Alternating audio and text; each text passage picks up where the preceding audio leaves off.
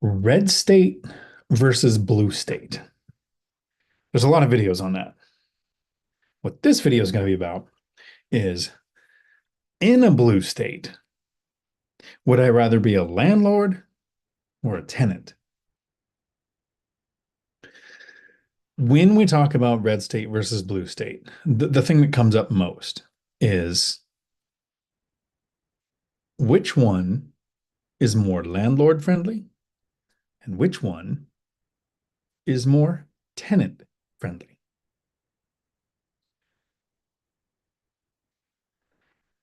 I have my video up and it doesn't seem like it's starting. So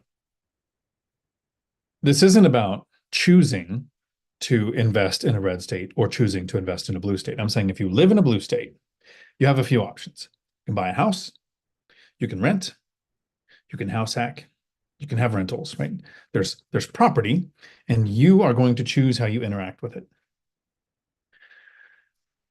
Most investors will tell you, I want to invest in a landlord-friendly state. And I think that's a mistake.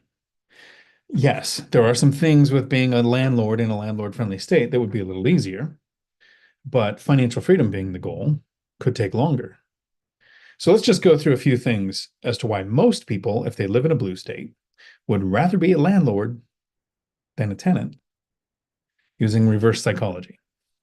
The first thing is red states are considered landlord friendly.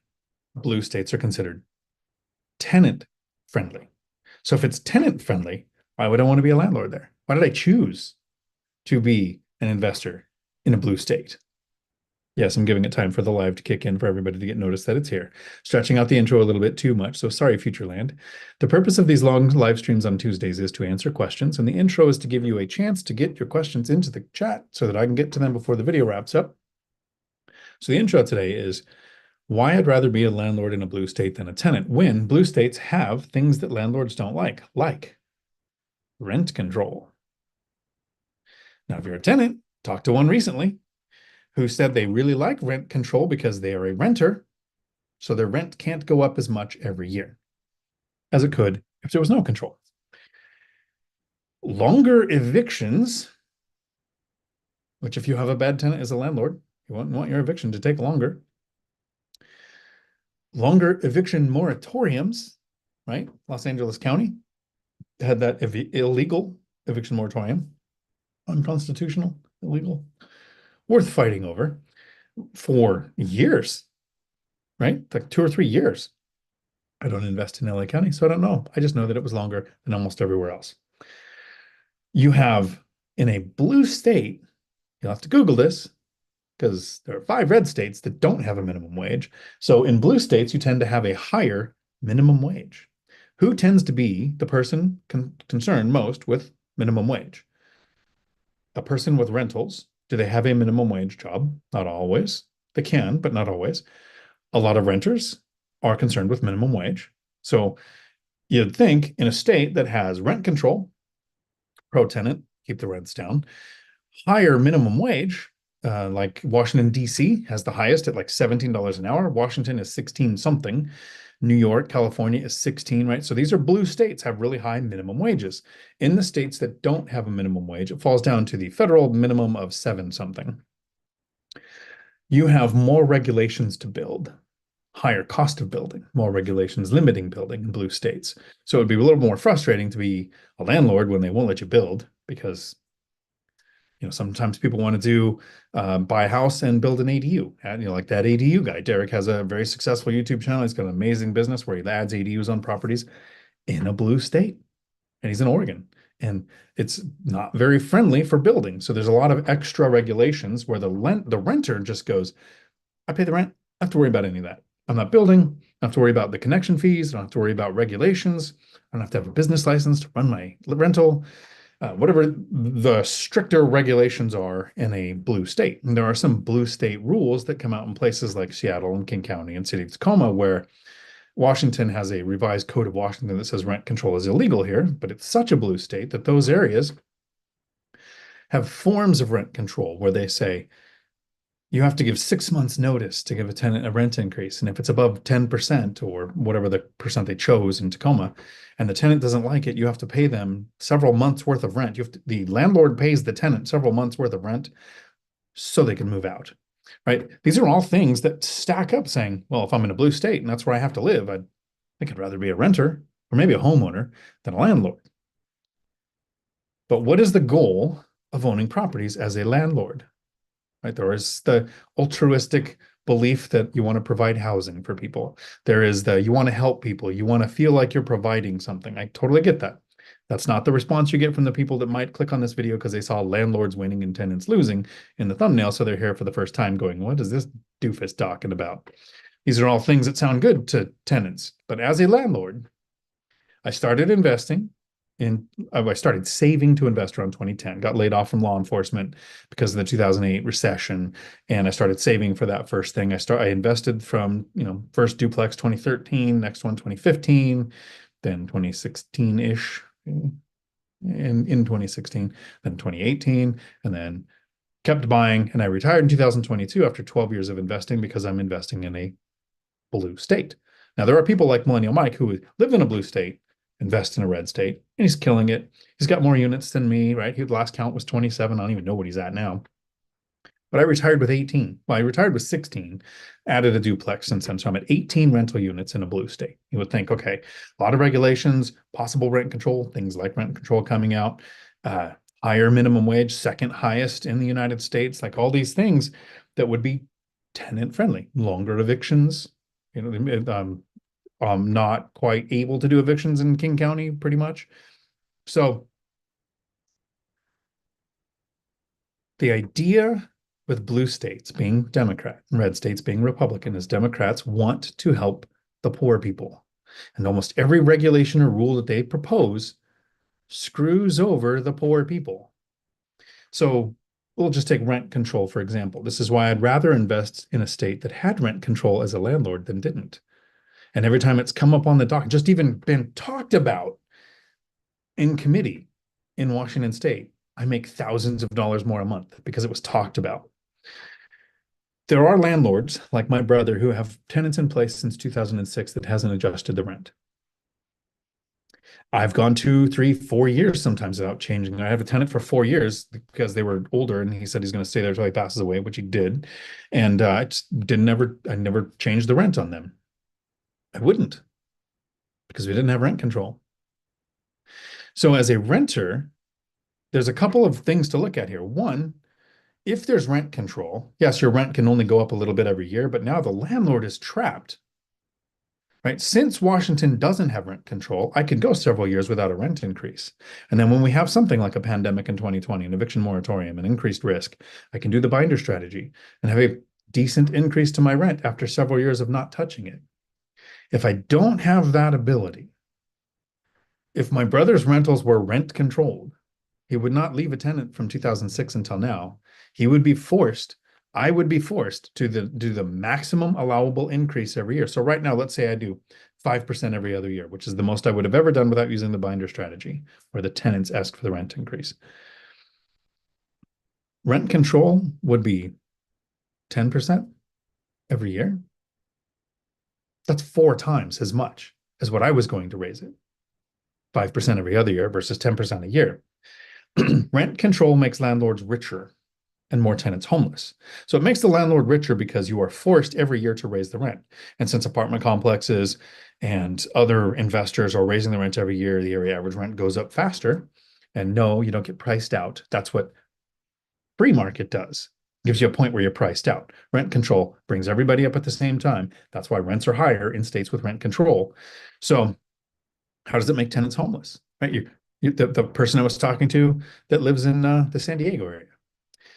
I like rent control because it keeps my rent down. Yes.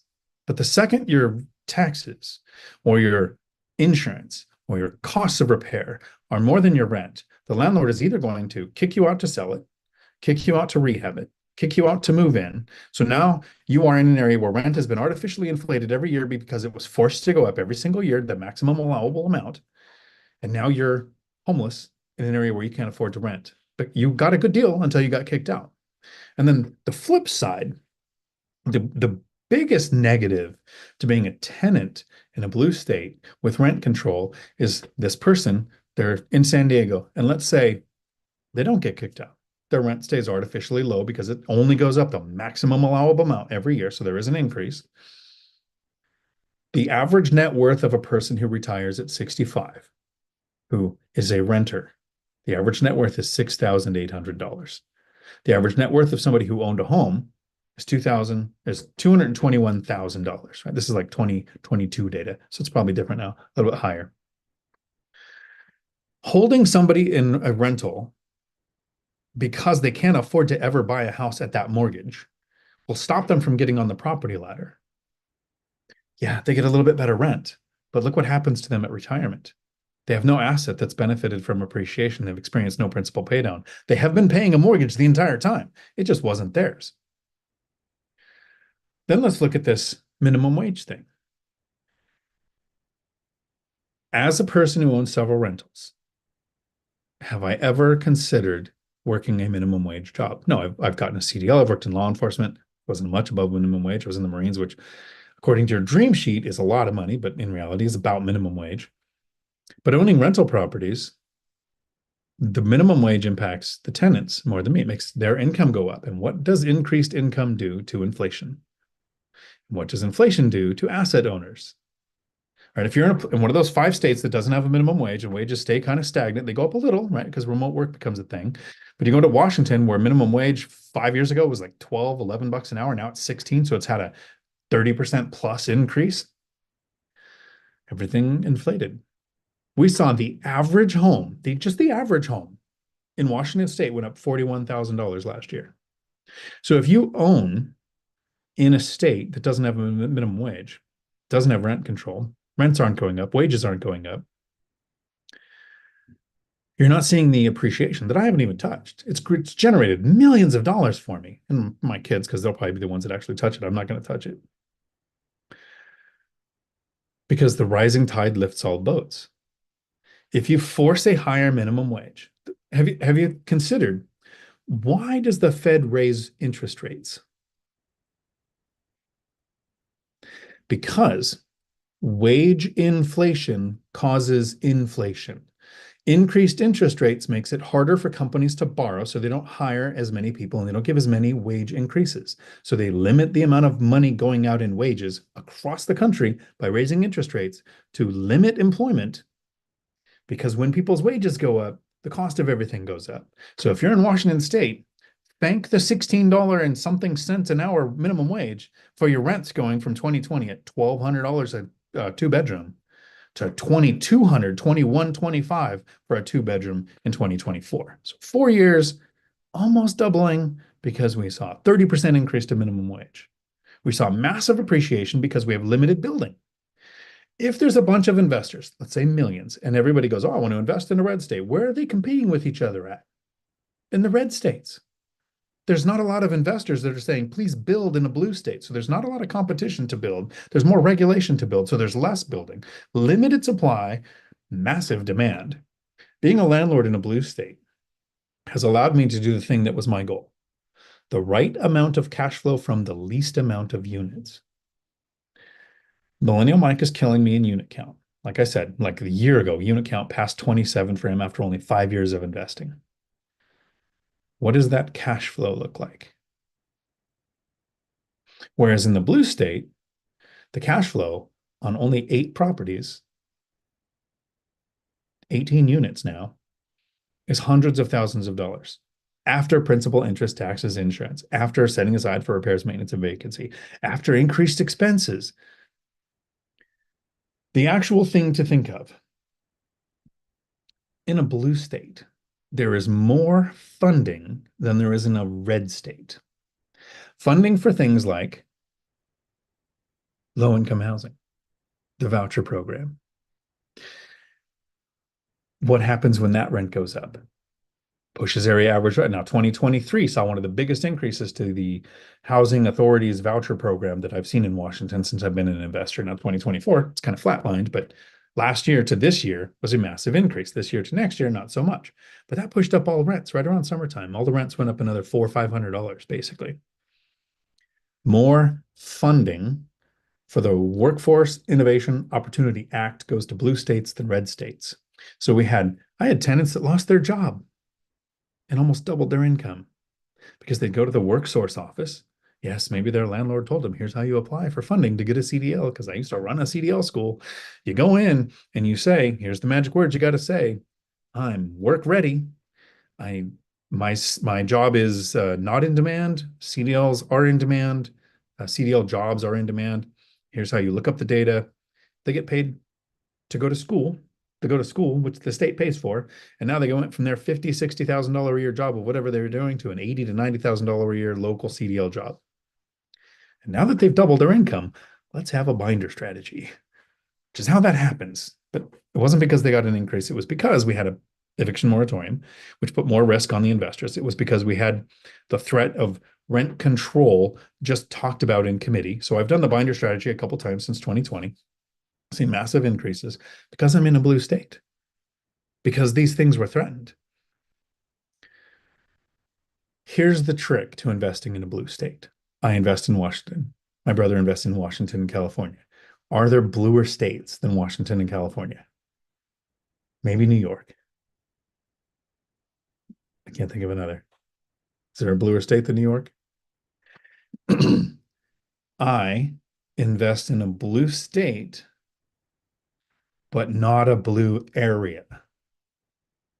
I get all of the benefits of investing in a blue state. Less competition, more demand for a lower supply, more appreciation, higher rents, wage increases that cause rent increases. Get all these benefits. But I don't invest in King County or Seattle. I invest in red counties. I don't invest in red counties in blue cities. Sorry, Curtis. But city of Tacoma city limits is where these crazy rules and regulations are. Now, here's the cool thing. Let's say the state becomes too blue. The regulations become too much. I get tired of dealing with it. Rent control does hit the state. I'm forced to rip my tenants off for more rent every year, and I get richer. It's terrible. Regulations become too much. The appreciation is so much in a blue state that eventually I might just sell everything and say, yeah, I'm not going to own here anymore. Oh, dang, I'm going to have to walk away with $5 to $10 million in profit after investing $320,000 before I retired out of my own work, about $300,000 from rental income. But yeah, less than $500,000 invested to create $5 to $10 million in profit when I sell and walk away. Right now, it would be a little over three because I'm nowhere near the regulations being so much that I can't take it because I'm in Pierce, Thurston, Kitsap, some 2 red, 1 purple county. Very happy to be investing in a blue state. I would hate to be a tenant here. 1, with rent control becoming more and more likely, your rent's going to start going up every year. 2, if rent control goes through, you're probably going to be kicked out. You're probably going to be kicked out for a rehab, kicked out for a sale, kicked out for an owner-occupied situation. And when you go to buy in a state that sees 41% appreciation because of stupid limiting to building and higher minimum wages, it's going to be really challenging. So given the choice, if you have to live in a blue state, it's much better to be the landlord than the tenant. Now, there are some times when it's nicer to be the tenant.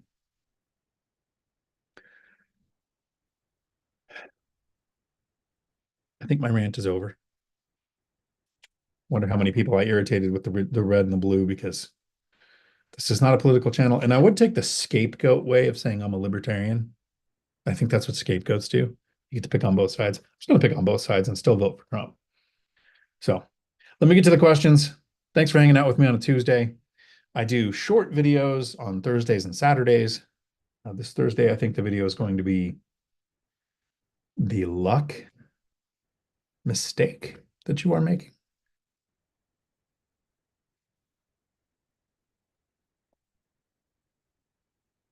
Wealth building journey.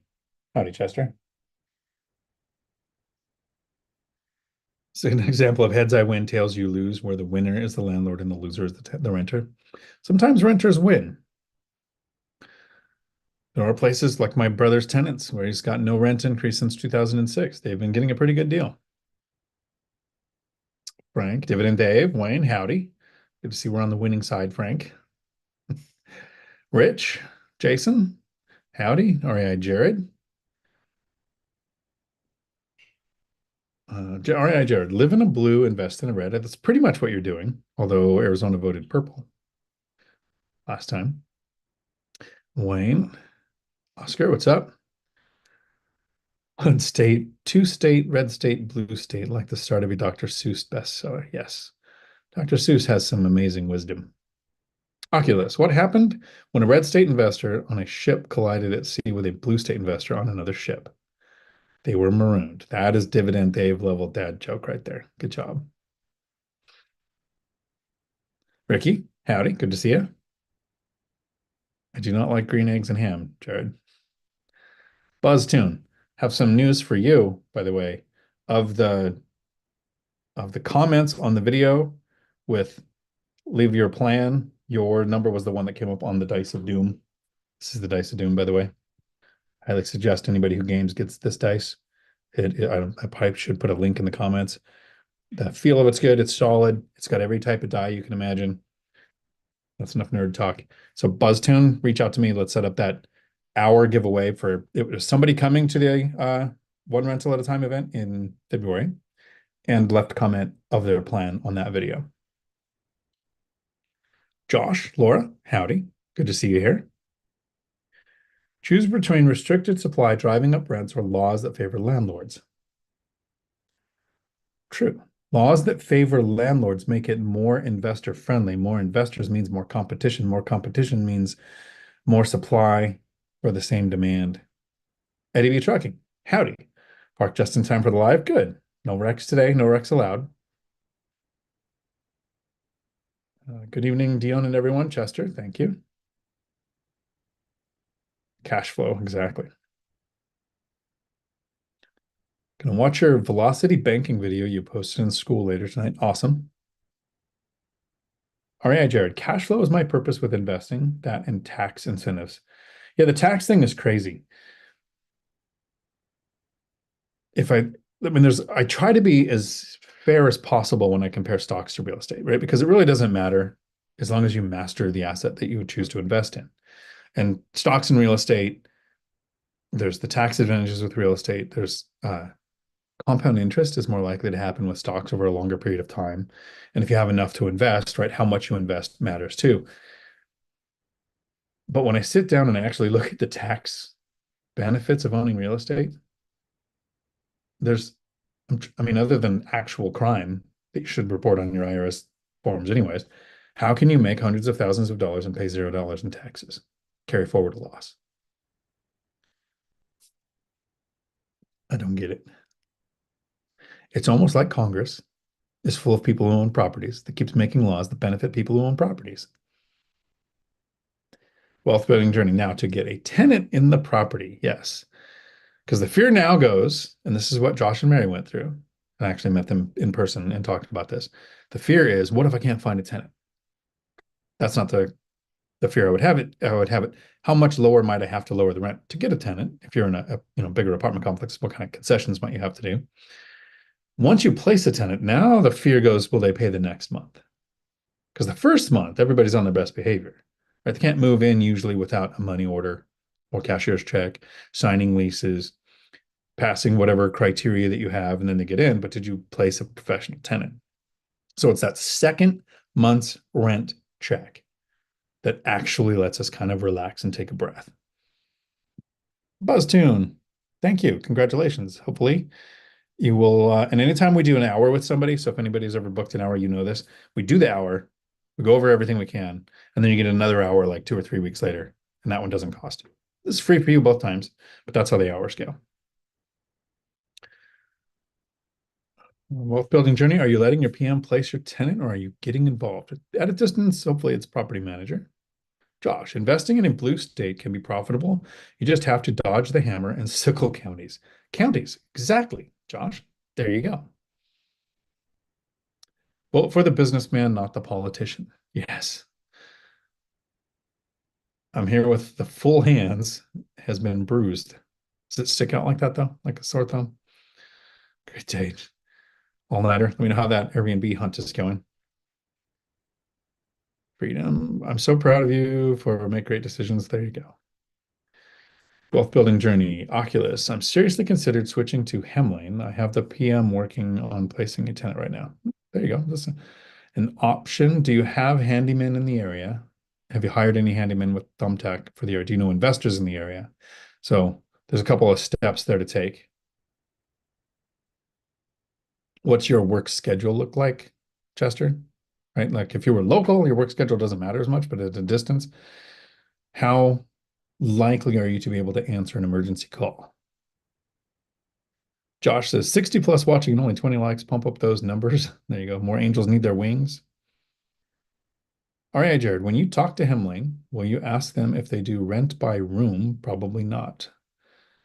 I don't know why they wouldn't. You would just create an address for each room. I've got 4 properties on there. One's a roommate situation. It's not by the room. So can't imagine why, but she'll be back for a live. We'll be doing a live too. On the 6th, I think, is our scheduled live.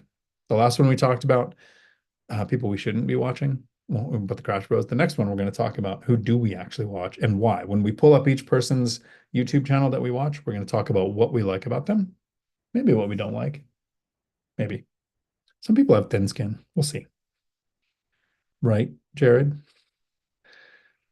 I'm looking to rent by a room property manager in Arizona. If I can't find one, I'm seriously considered looking for fourplexes in the Midwest or some other cheaper state where 200,000 will go farther for cash flow. Will it though? Will it go more for cash flow? There is more cash flow in the more expensive state, more cash flow from less units. Michelle, howdy, good to see you. Jason, handling charges by the door, not sure how they would profit by rent by room. So it's just by address. So each unit that you put up will cost you $2 a month. So the first fee is like 28 or 30 or whatever the initial fee is to have an account. And it's $2 per unit after that. So each room would be a unit. Josh, I'm not concerned about red versus blue state as I am about insurance cost availability of certain areas. Florida is a perfect example of red state, but costs are tough. And the insurance companies that provide insurance in Florida are the same insurance companies that provide insurance in Washington. So when you have these hurricanes that go through and they do this damage, or you have an earthquake or whatever the damage is, it's going to impact costs for insurance everywhere. And like rent control, some states have an agency that limits how much an insurance company is allowed to raise their rates. So they have this maximum allowable amount every year that they're supposed to do. So what do? Not renew your policy. Sorry, that tree, it's the wrong age. We no longer do this type of structure. So we're not renewing your policy. So now you got to go find a new insurance policy. Well, it's not an increase. That's a new policy. It's like when you kick a tenant out because we're not going to do a rent increase, we're going to kick you out and rehab the unit. The new tenant is going to pay the area market rents because that's not an increase on you. That is a new tenant. It happens the same way for insurance. And so doing your due diligence on insurance is very important. REI Jared. Oregon guy, I sucked into our REI world. Shane is in the Chester analysis phase. That Chester phase that analysis phase can last a while. And the idea is get surrounded by people who are doing what you want to do, even if it eventually takes a shift in what your goal, not your goal, your strategy that will get you to your goal is. If you're not around the people doing the thing, I mean, Chester, seriously, think about this wealth building journey. For a long period of time, you had your spreadsheet, you looked at your properties. We were in several members only groups meetings, which we're having one next Tuesday after the live stream. And we were looking at several deals and several fell through. And I could see that, that was very disheartening to look for a long time, to get really close and to back out, to get really close and back out. And then you change your strategy. If you weren't around in the lumberjack boot camps, if you weren't in the members only, if you weren't in the school community, if you weren't in all of these meetings around these people doing this, if you didn't go to the one rental at a time event, would you own the rental you closed on?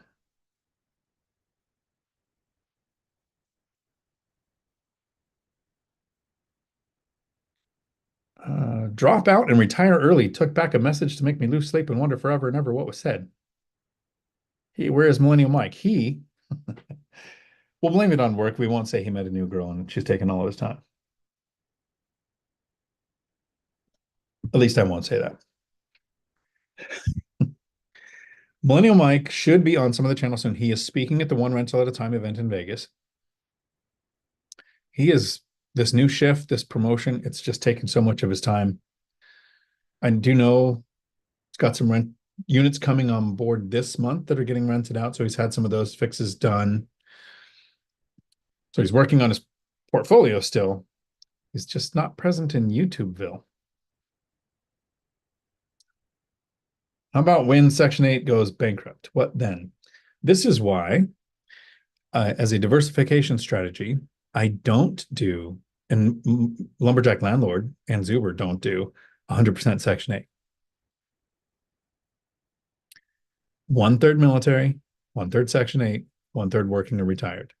This way, a prolonged government shutdown, a stock market crash, a pandemic, whatever you want to call it, it's going to happen, can impact a certain part of the portfolio, but not the entire thing. Section 8 going bankrupt is as likely as Social Security going bankrupt.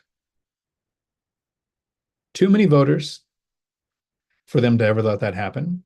They would turn the money printer on. Julie, good for Mike. He has more future investment time than we do. Yep.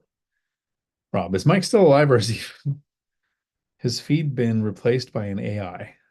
I don't think AI is that advanced yet. They'll replace me first. And my chat moved, which I appreciate, which means you guys are leaving comments. Getting to the questions here.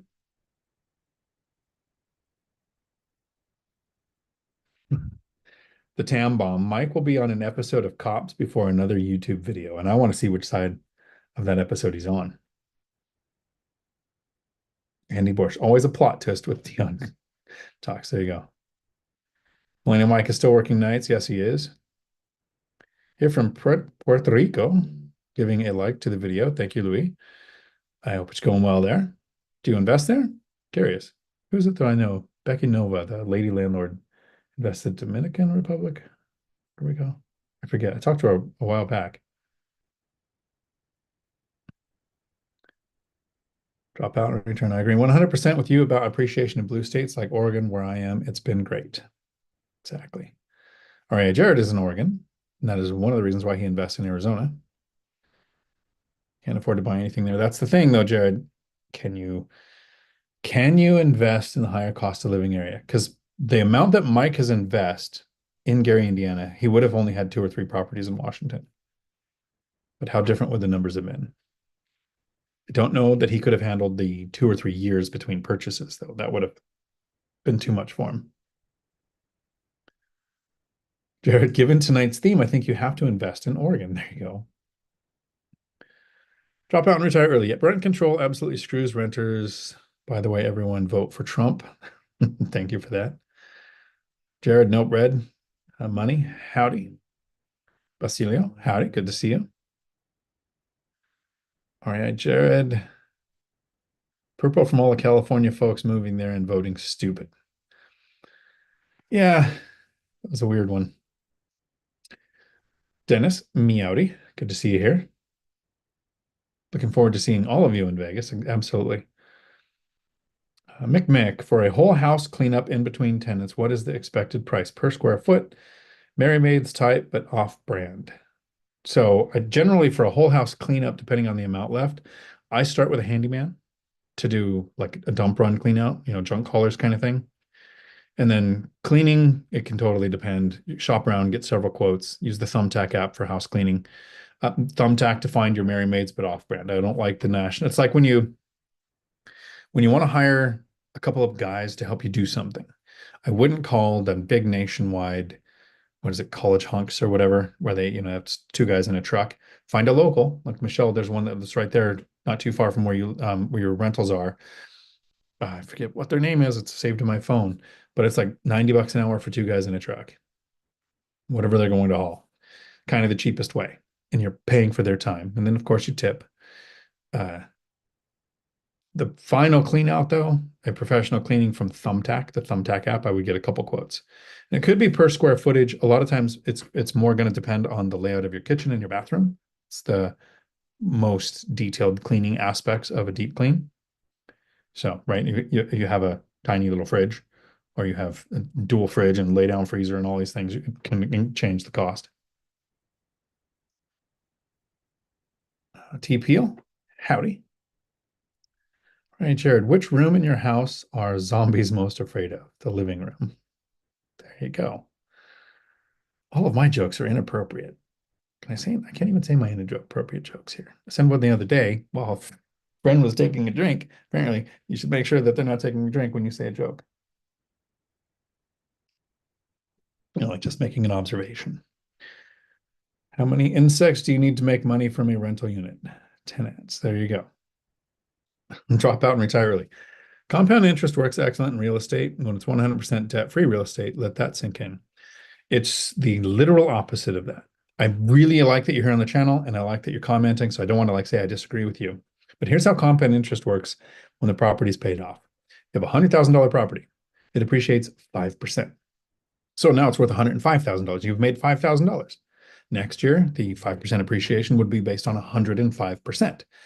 I take $100,000 and I buy a $400,000 duplex. It appreciates 5%. That's $20,000. The next year, the appreciation, the 5%, would be based on $420,000.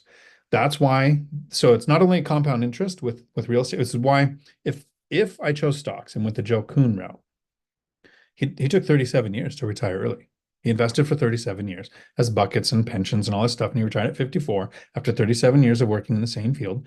I totally get it. He had years for compound interest to do its thing. I didn't start until 40, and I was in a bad position. I wanted to do it in a decade. So I wanted the compound interest that comes from having debt. Paying off a property cost me $1 million. I wanted the compound interest that comes from having debt. I wanted levered appreciation, levered depreciation. I can make hundreds of thousands of dollars and not pay a penny in taxes. I want principal pay down. I want the tenants. The best part of good debt is someone else pays it off. I don't want to pay it off. So it's a great observation. There is definitely compound interest in real estate. It's better with debt, but there's compound. Here's the key: compound sources of income. Right? If you have stocks and they appreciate, right? You buy $100,000 worth of stocks next year. If it goes up 10%, it's 110. But you only get that 10 if you sell 10,000 with. Other words, it's there. It's not cash flow. That $100,000 property that you purchased for $100,000 went up $5,000, but you also got cash flow. That's just the appreciation. So you got the appreciation and the cash flow. You had principal pay down. Now the levered appreciation, I got the $20,000 in appreciation. Since I put $100,000 into the $400,000 property, we probably both got a 10% return, right? You're gonna make 10,000 in profit. I'm gonna make 10,000 in profit. So we got cash flow, we got principal pay down, we got levered appreciation, all of that coming together. And then add that you own the rentals, right? My first rental, 2013, I've owned it 11 years now. 11 years of rent increases, 11 years with opportunities to refinance in 2020 to a better interest rate. Then the one I got in 2015, 9 years. 9 years of rent increases, 9 years of opportunity to refinance, right? It's that compound interest happening from rents going up, appreciation being multiplied by the debt, depreciation being multiplied by the debt. Like the bank doesn't get the full depreciation I do. The bank doesn't get the full appreciation I do. I love debt. Thanks for kicking the soapbox under me over here for me to jump on it. You're not wrong. It is great. And it does feel good to have a paid off property. Totally get it. I have two. I wouldn't want more. Money. This is so hard with 7.3% interest rates. Can't seem to find anything that's positive cash flowing. Any suggestions for the rookie? What asset type are you looking at? Single family houses, house with ADU, small multifamily? What's maybe not working in your market? This is the two things that I changed money to find deals that made sense. And I started making offers on all kinds of deals that made sense. I was investing in one county, two counties, and for a decade, speed was important. I wanted to make offers fast. I wanted to get on the seller's radar before they realized how many offers they were going to get. And then when I got outbid, I'd reach back out and say, hey, if that offer falls through, mine still stands. So I'm on their radar. They got sunk cost theory. I get outbid. When that person beats them up too much in negotiations, they come back to me. Half my portfolio was acquired that way for a decade. It's not working now. At least it wasn't for me. So I switched to watching days on market. Money, nothing should cash flow if it's been on the market the normal amount of time for your area or less. Right? When they first go on the market, it should go to a home buyer. Home buyers pay the most because they're buying on payment, not profit. Then investors will come out. You'll have people moving 1031 funds, and they're going to take them before you do because they're not looking at their current investment. They're looking at their original cost. Then you find the ones that sit on the market that two things can happen. One, the one I'm in needs a lot of work, or there's something else wrong with it, like the owner signed long leases again that was at lower than area average rents. So there's not a lot of people interested in these. Or two, you have a lazy agent that puts a terrible listing up, doesn't realize what they have, and you see the potential. So once it's been on the market longer than normal, it won't cash flow at their listed price, or everyone else would buy it. Like that's the whole point. You're never just going to look on the MLS. I've never looked on the MLS and go, that'll make a ton of money. Who we did a review recently where it was like, we go through the review and we're like, oh, this is a 23% cash on cash return, which for that area, who knows if it's good or bad. For my area, that would be over twice a good deal. So you have to know your local market to know what's good or bad. And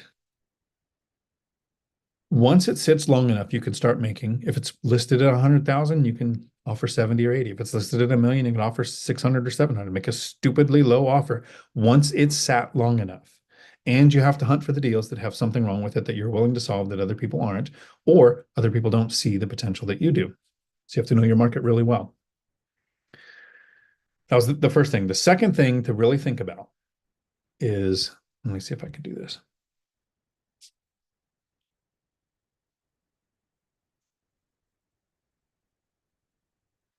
I am going to share my screen.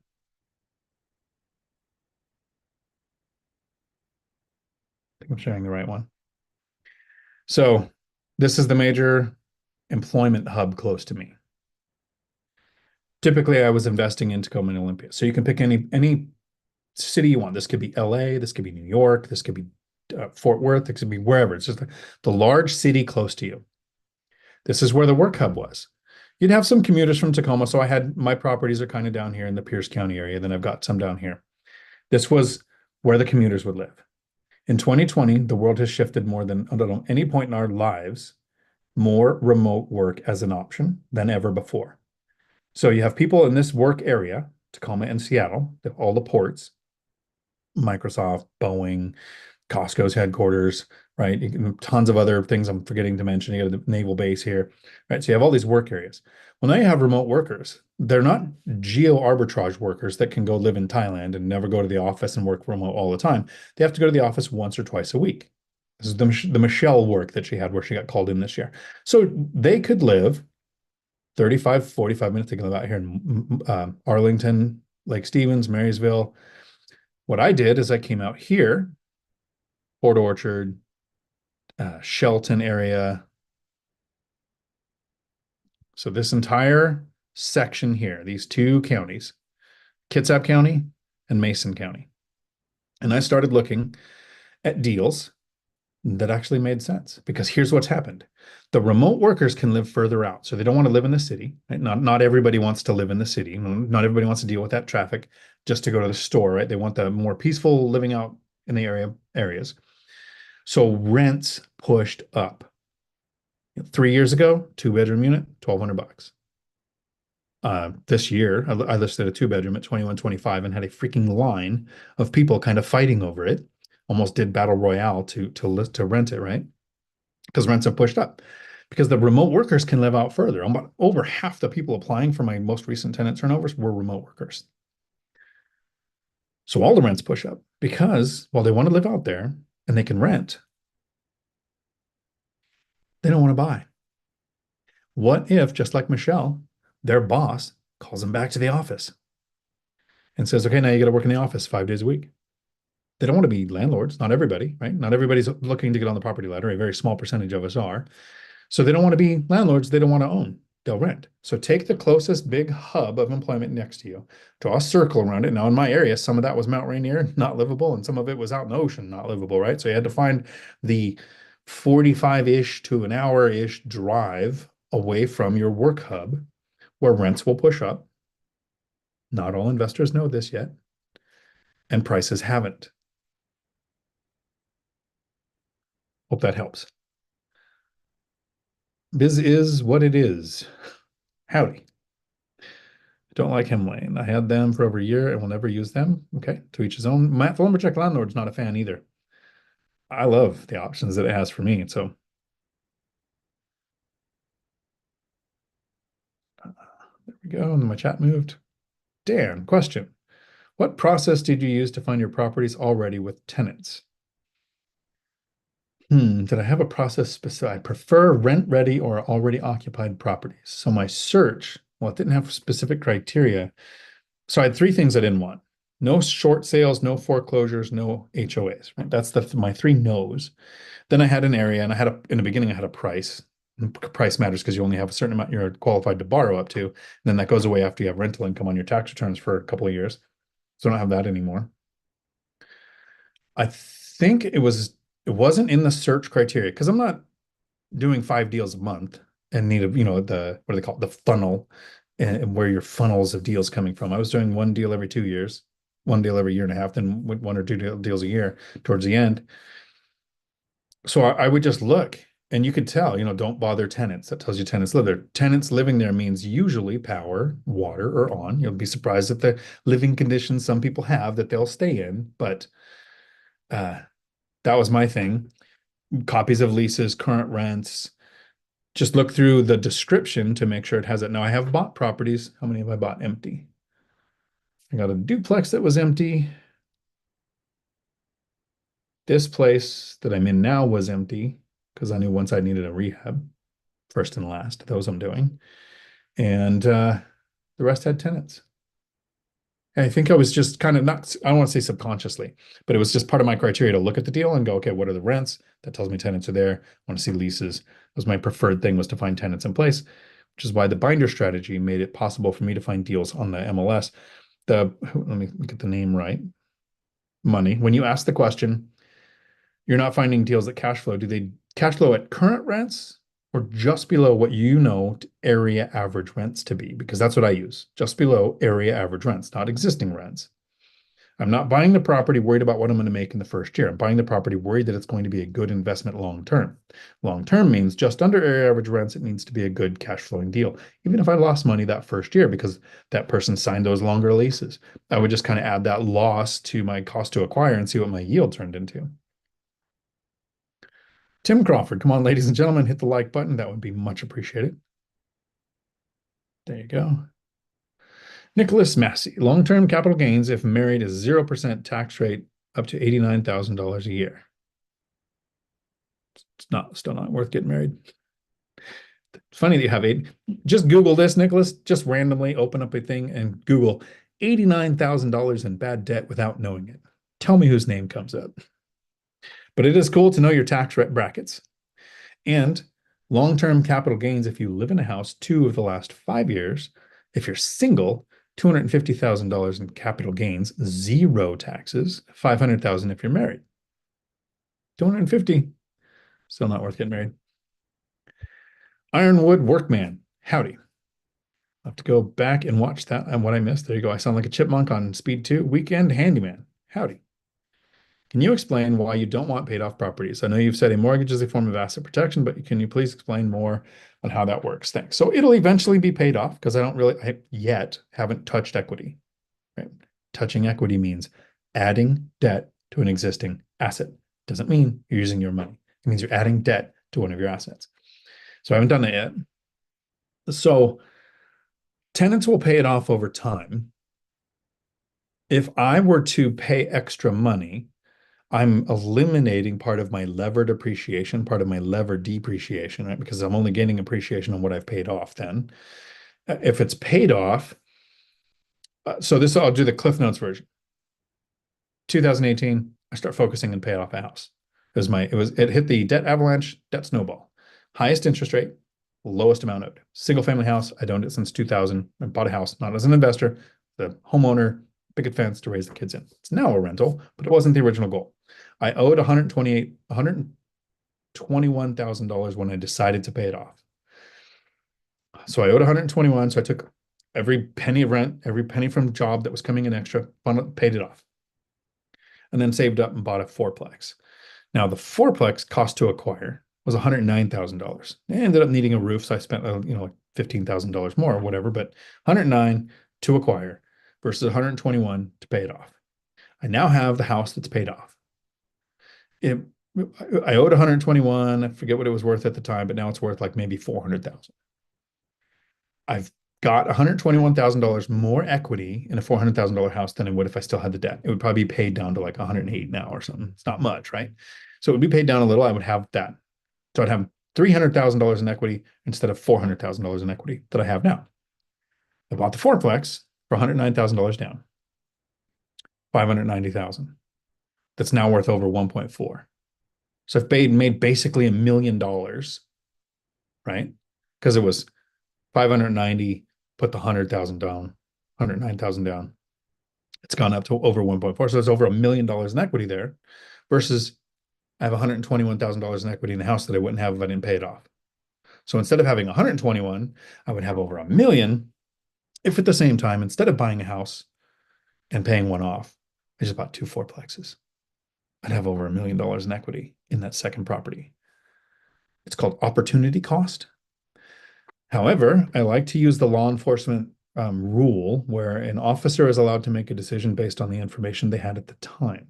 If later we find out something like it was a toy gun, or that person just looked like the perpetrator, at the time they were allowed to make the arrest. At the time they were allowed to fire in self-defense, whatever the thing is, right? That's the way it is in investing too.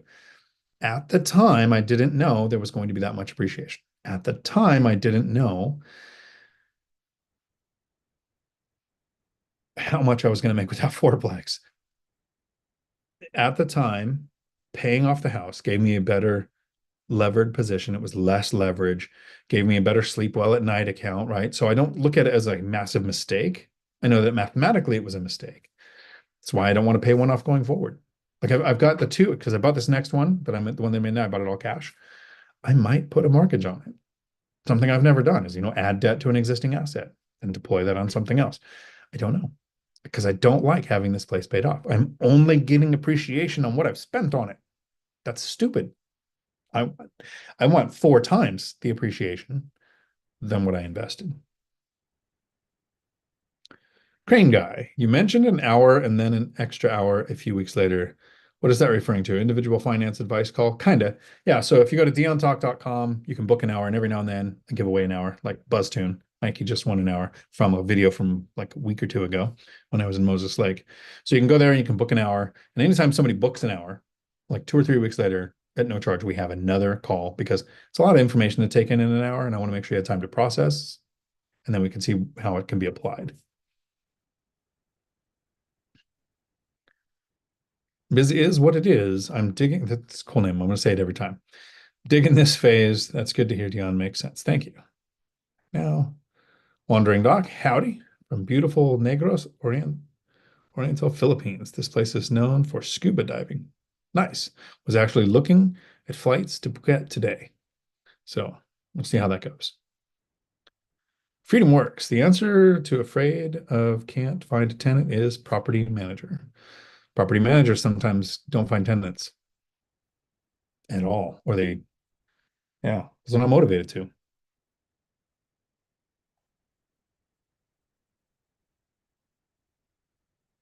Drop out and retire early. Great advice on the diversification. You should add Oxford houses to your list. I'll have to research that, find out what that is, and know more about it before I talk about it.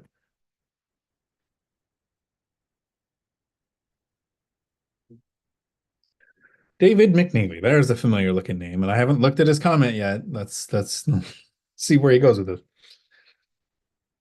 Hey, brother, I see you're doing another podcast. The party is going strong. Girls are waiting. Too many for me. Get here as soon as you can. I can only handle so many. Oh, let's talk about Walking Street in Pattaya and who can't handle too many girls. I have video recording. So, REI Jared. Kevin Cho has turned AI. I used to like him, but his deals now responses are long AI responses. He sold all 28 of his short-term rentals and moved to New York. So there are some YouTube channels that I watch or listen to. And as soon as I realize it's AI, I just kind of unsubscribe and leave. It's hard to tell now. It's getting better. The most recent one was a couple months ago. I was listening to one that had turned over to AI script, AI voice, AI everything. AI, in this instance, messed up It was like $160,000. It said dollars 160,000. It like it read it phonetically. It was the only way, like, it sounded like a voice. All right, Jared, which city in Oregon? Forest Grove, Oculus. Question. I know one of your teachings is to make it easy on the tenant to pay rent. I inherited some tenants that previously paid with money orders. I'd like to shift them to something electronic. Yes, I would definitely shift them to something electronic because money orders can't be deposited with an app. You could do it's either money orders or cashier's checks. One of them you can deposit. So I would switch them to that if nothing else. Sometimes the tenants don't have a bank account. So ACH is not an option. Sometimes they don't have Venmo, Chime. Ask them what online payment system they use. PayPal, Chime, Zelle. They would have a bank account for that. Venmo, Google Pay's kind of gone away. So ask them, is there an online version that you use for those kind of transactions? And then see if it's one you can make work for you. Because I've got tenants that pay with almost every one of those. And again, like you said, the goal is to make it easy on the tenant. Also, to save you a trip to the bank. Luis, yes, I'm starting investing here in Puerto Rico. I bought a duplex and I made a studio in the backside of the property. I moved to the studio. Duplex pays the mortgage and brings me some income. Awesome. Oh no, my YouTube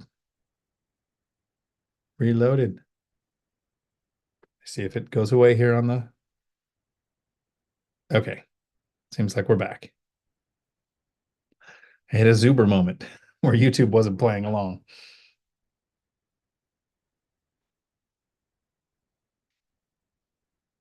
BuzzTune in Futureland, what do you think the order of release would be? Because where was I in the chat? I'm gonna get to that question first. Futureland, what do you think the order of release would be? Matt's book or your book, Mike's course? If Matt writes a book, he's going to have someone write it as he talks. If Mike does a course, it'll be because he had a schedule change. If I write a book, it'll be because I'm not lazy for a while. So yeah. Airborne porcine, more likely. Uh, Probably my book, I would think. Yeah. Let's see. Where did my chat go when I reset the thing here?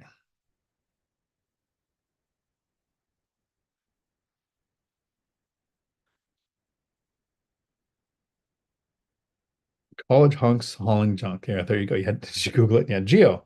Howdy. I have enough in some investments to pay off my current home and be mortgage free, but would it be better to use funds to buy a rental? One income family have been laid off 3 times in my life. So it's a good question if you have those investments. I'm not a fan.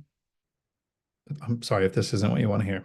I'm not a fan of taking an investment where the goal was compound interest, the goal was time, delayed gratification, like a 401k or a retirement account or a home equity line of credit on your house or any of these things where you take that and you go buy a rental. Because the first or second rentals tend to be where we make our biggest mistakes. Almost everyone that I talk to, their first tenant was terrible, their first lease was bad, their first deal, the numbers was, they didn't think of things. I'm more of a fan of save a down payment, buy a rental. So what was the purpose of the investment when you started it? How's it performing? Like if it's not making any money too, maybe you can put the money to work.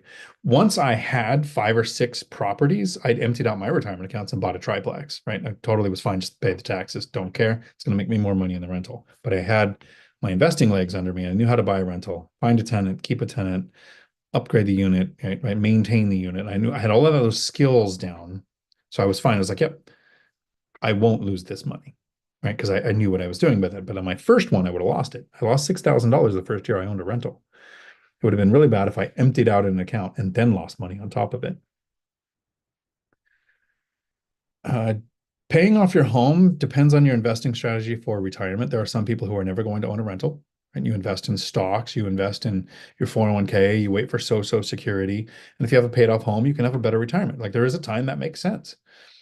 My house specifically, if I had rentals in my house is the last one I would want paid off.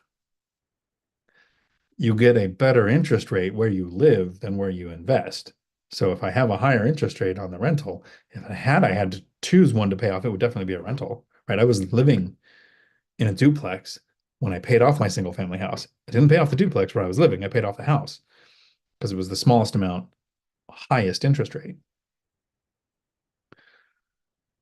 So if you save to buy a rental and you buy one or two and you figure out your mistakes on a smaller scale, then on your third or fourth property, you go, yep, I'm gonna take this money out of this account.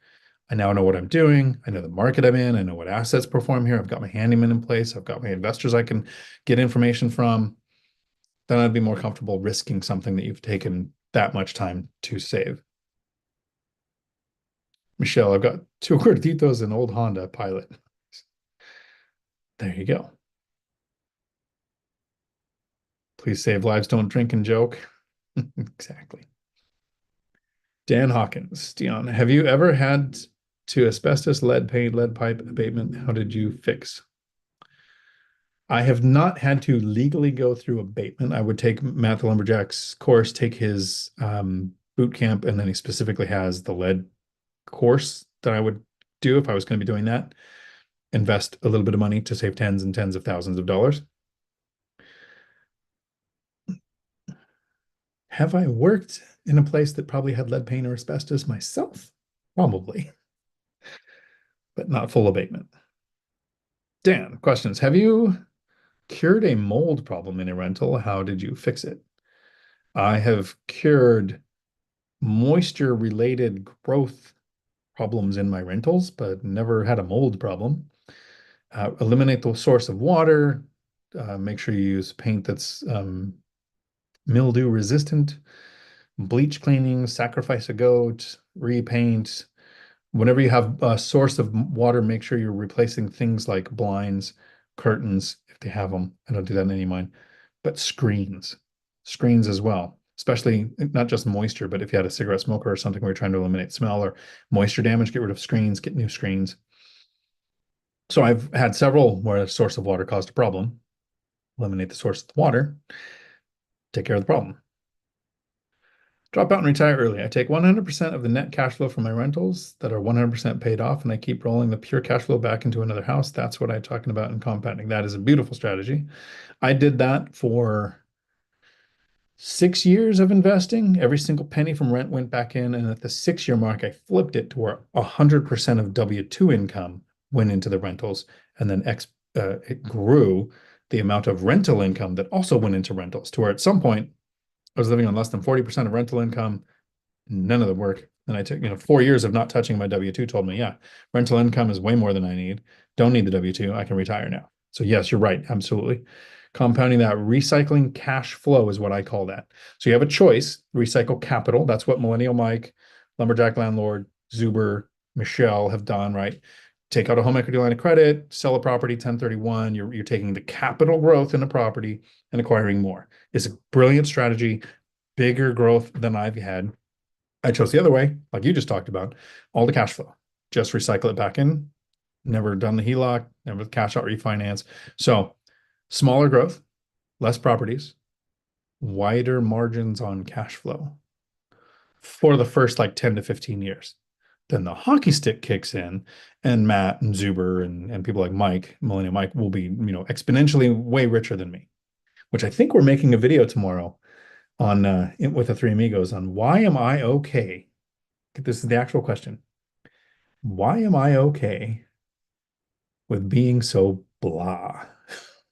That was an actual question, and I think we're going to answer it tomorrow. Matt, howdy. See you in the chat. Lots of options, depending where it is, to Dan. Yep.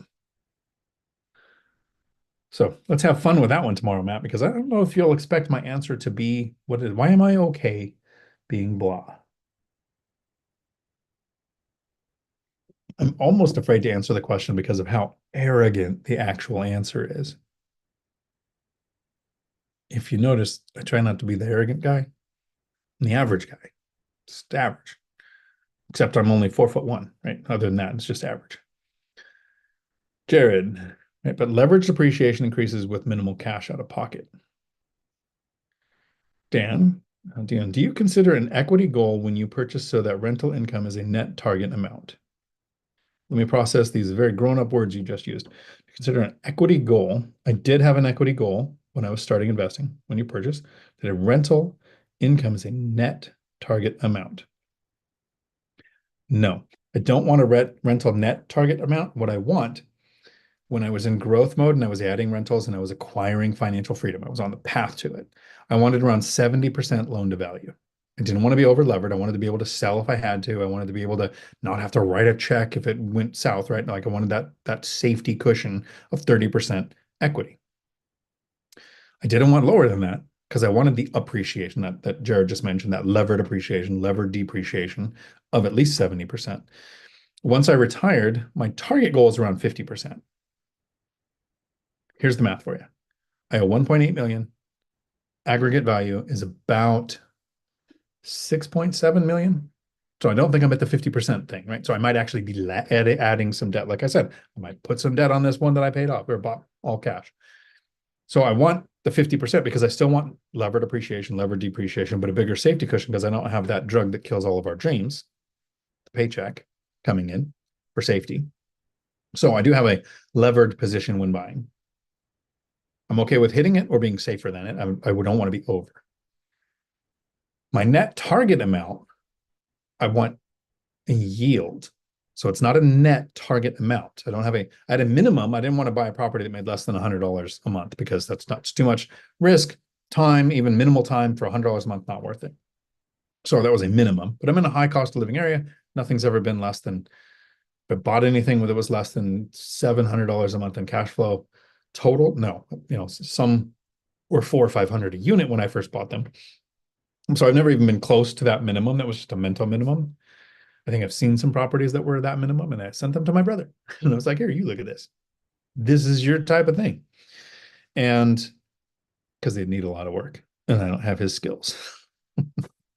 Where's patience? Where's drive? Yeah. Where's looks? Who knows? So I had a yield goal. Study your market. I was able to find 7 or 8%, not consistently, but 20% of the time. So those were average deals to me. 80% of deals suck because the sellers just have a wish list price. And then I'd find 1 or 2 in the 10%, 11% range. I'd buy those. So I beat the area average with a certain yield. That was my goal. But I never had I need to make $600. I need to make $1,000. I never had any of that. Andy Borsch, how do you get to know your market really well?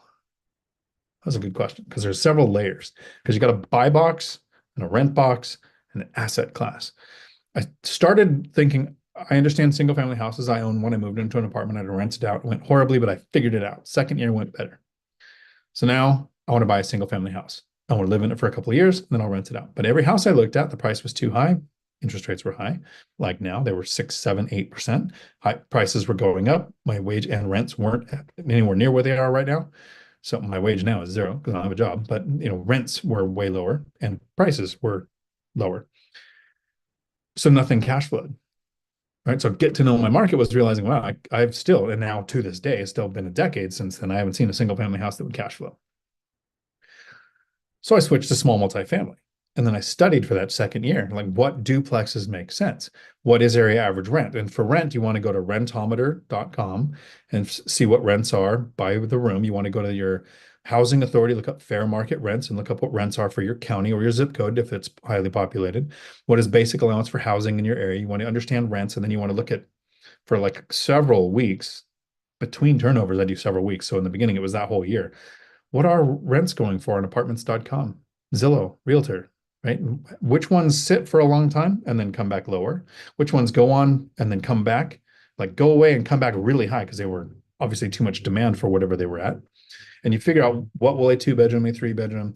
In Washington, I get more money for my carport units than I get for my garage units. So you have to know your market as to what works better in your area.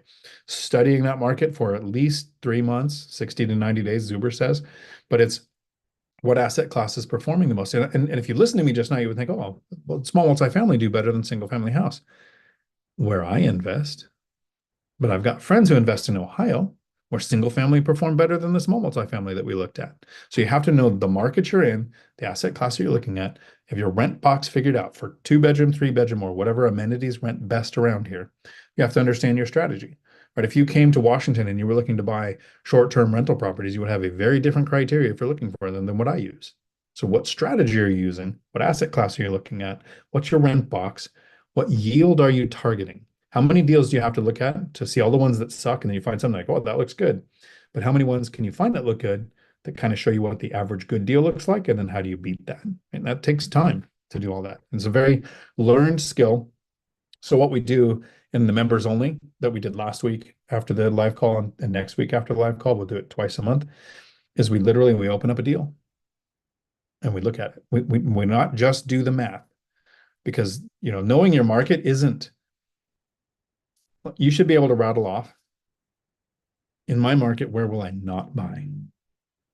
3 blocks east or west of McKinley Avenue, half a mile surrounding 301 T Street in Tumwater, Washington. Right? I know there could be other pockets that I might see when I look into a property, but those, if they're around there, I just dismiss instantly. Wouldn't own there. Wouldn't own there if it was free. I associate them with King County. It's about the same amount of desire to own there. Your market, do you know where you would and wouldn't own? So if you're looking at several different markets, it's going to be very hard. But if you're looking at one, even if it's at a distance, you can call property managers and say, hey, I'm looking at buying a rental in this area on this street. Would you manage a property there? Or you can call the non-emergency police number and say, hey, I'm looking at moving into this area. Is this an area that you consider safe? Are the police allowed to go there alone, or do they have to go in teams? The knowledge that you can do from different sources, and be really careful checking crime websites because those tend to have the data that the incumbents want you to think. If crime is going up and they want to be tough on crime, it's going to report all the felonies in the world. If they want to say that they're the person there and it's going great, they're going to not report crimes and it's going to look like crime got better, even though there might be more happening. That's not the data I would use. None of that Crime Spot or whatever. We've looked at those a couple of times. It's not been what I would rely on because I looked at it in like the areas where I'm at. I was like, ooh, all of that's backwards to how it actually is living here and knowing the area. So there was your master class in 2 minutes. There's a lot more to it, but that you start there. Ike, howdy, Freedom Works. Libertarian is a Republican on their training wheels. It's a Republican, no offense to everybody, that isn't religious. Now, there are religious libertarians, but there's a person who doesn't religion dictate what they do politically. It's also libertarian is how you could say I'm a Republican without getting all the backlash of being a Republican. Probably should look more into it. I was a Republican. So you're a recovering Republican, man. Ricky. Choke donkey master is here. Yep, exactly. John, howdy. Live in Squim, have a single family rental, trying to decide to sell one of them, 20 square foot, renovated 2 years ago with new kitchen floors, HVAC, etc. Rent and roll 6% return. It seems better to sell.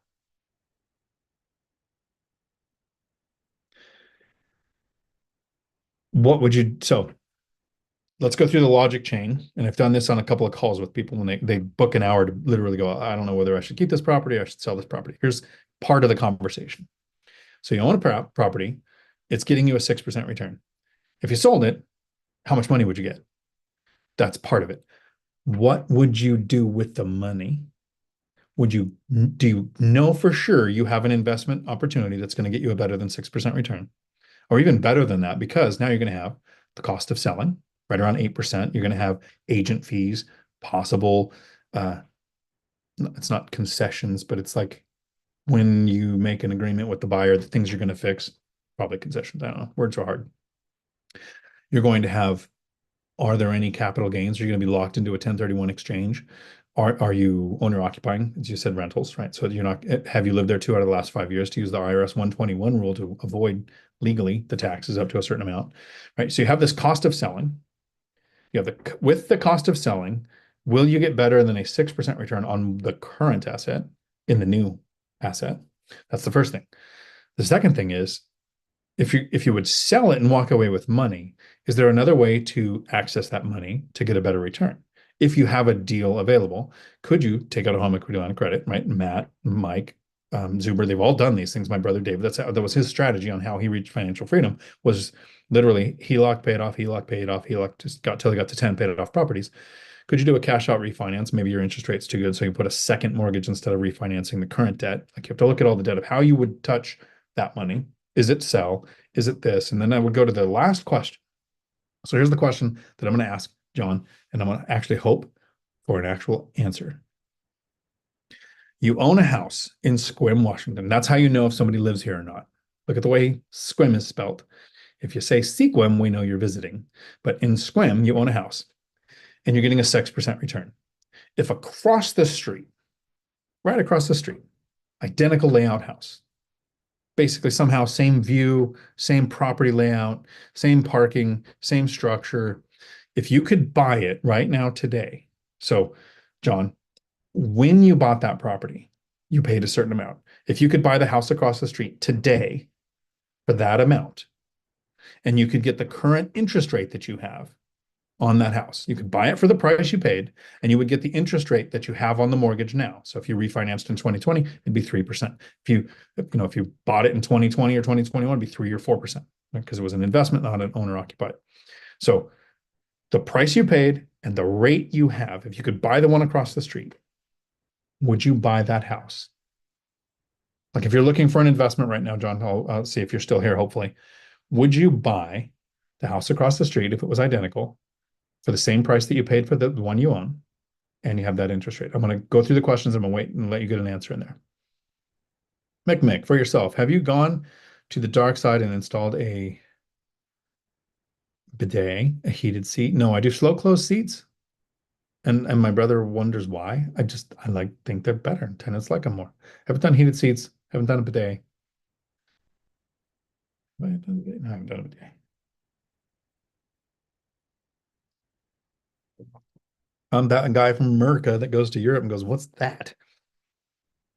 Why is there a hose in the bathroom?" Wondering dog. Hey, Matt, where is All Nighter Hider? John, so yes, you would buy the identical house across the street for the same price at the interest rate you have. That's the question. That's the question you start with. That happens before all the other logic chain we took you through. I took you through to show you that there are options. Please don't take offense at this. I want to say it in the way that it sinks in. If you would buy an asset for the price you paid at the interest rate you have, why the frick would you sell one?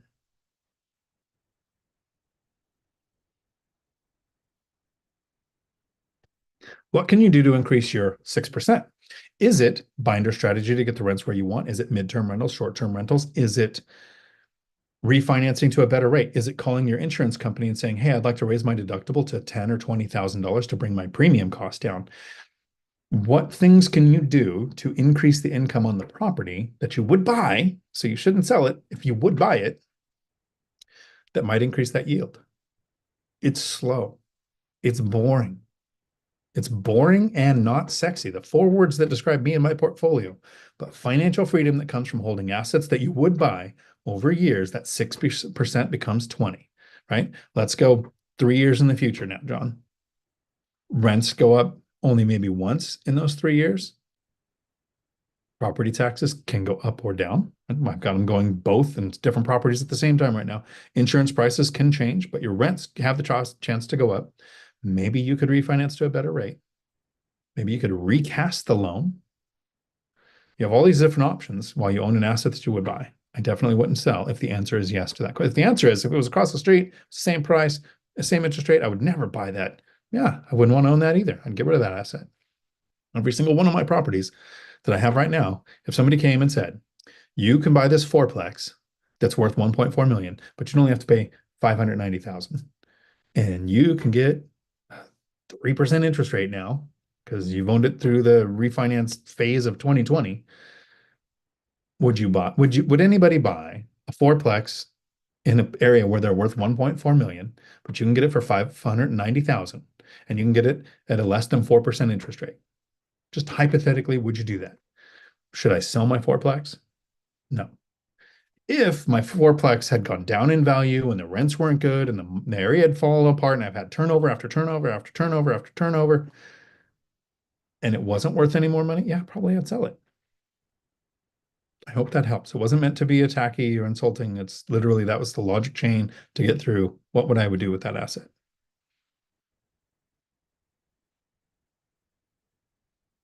Wandering dog. Hider, hider. Day with a sink in your bathroom.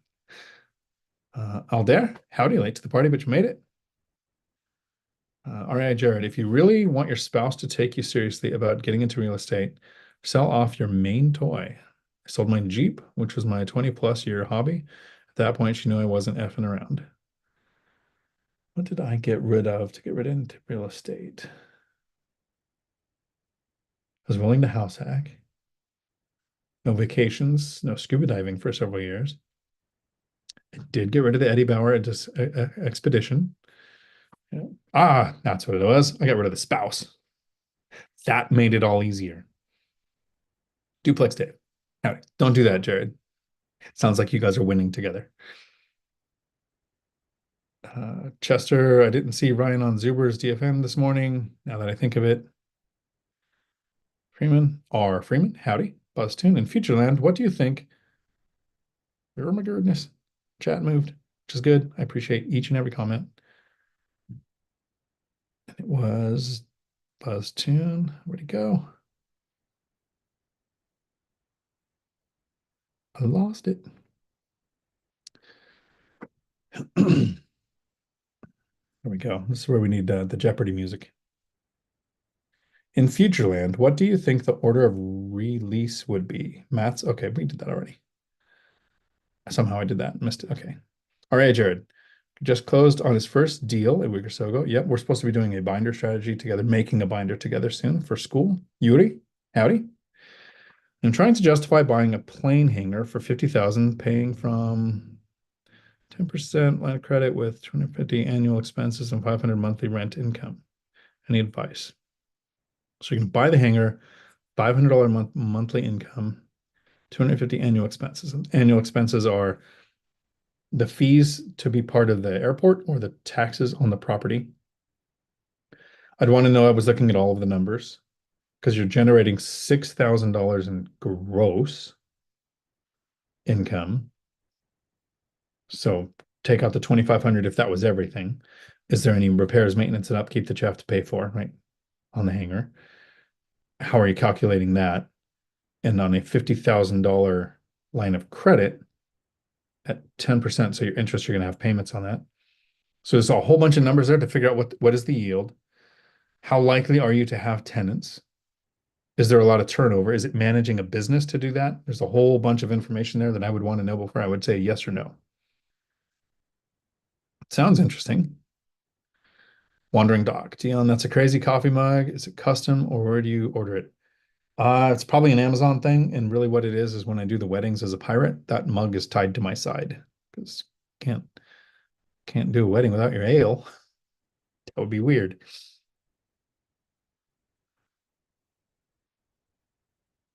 Native Earth. It's always best to be a landlord over a tenant.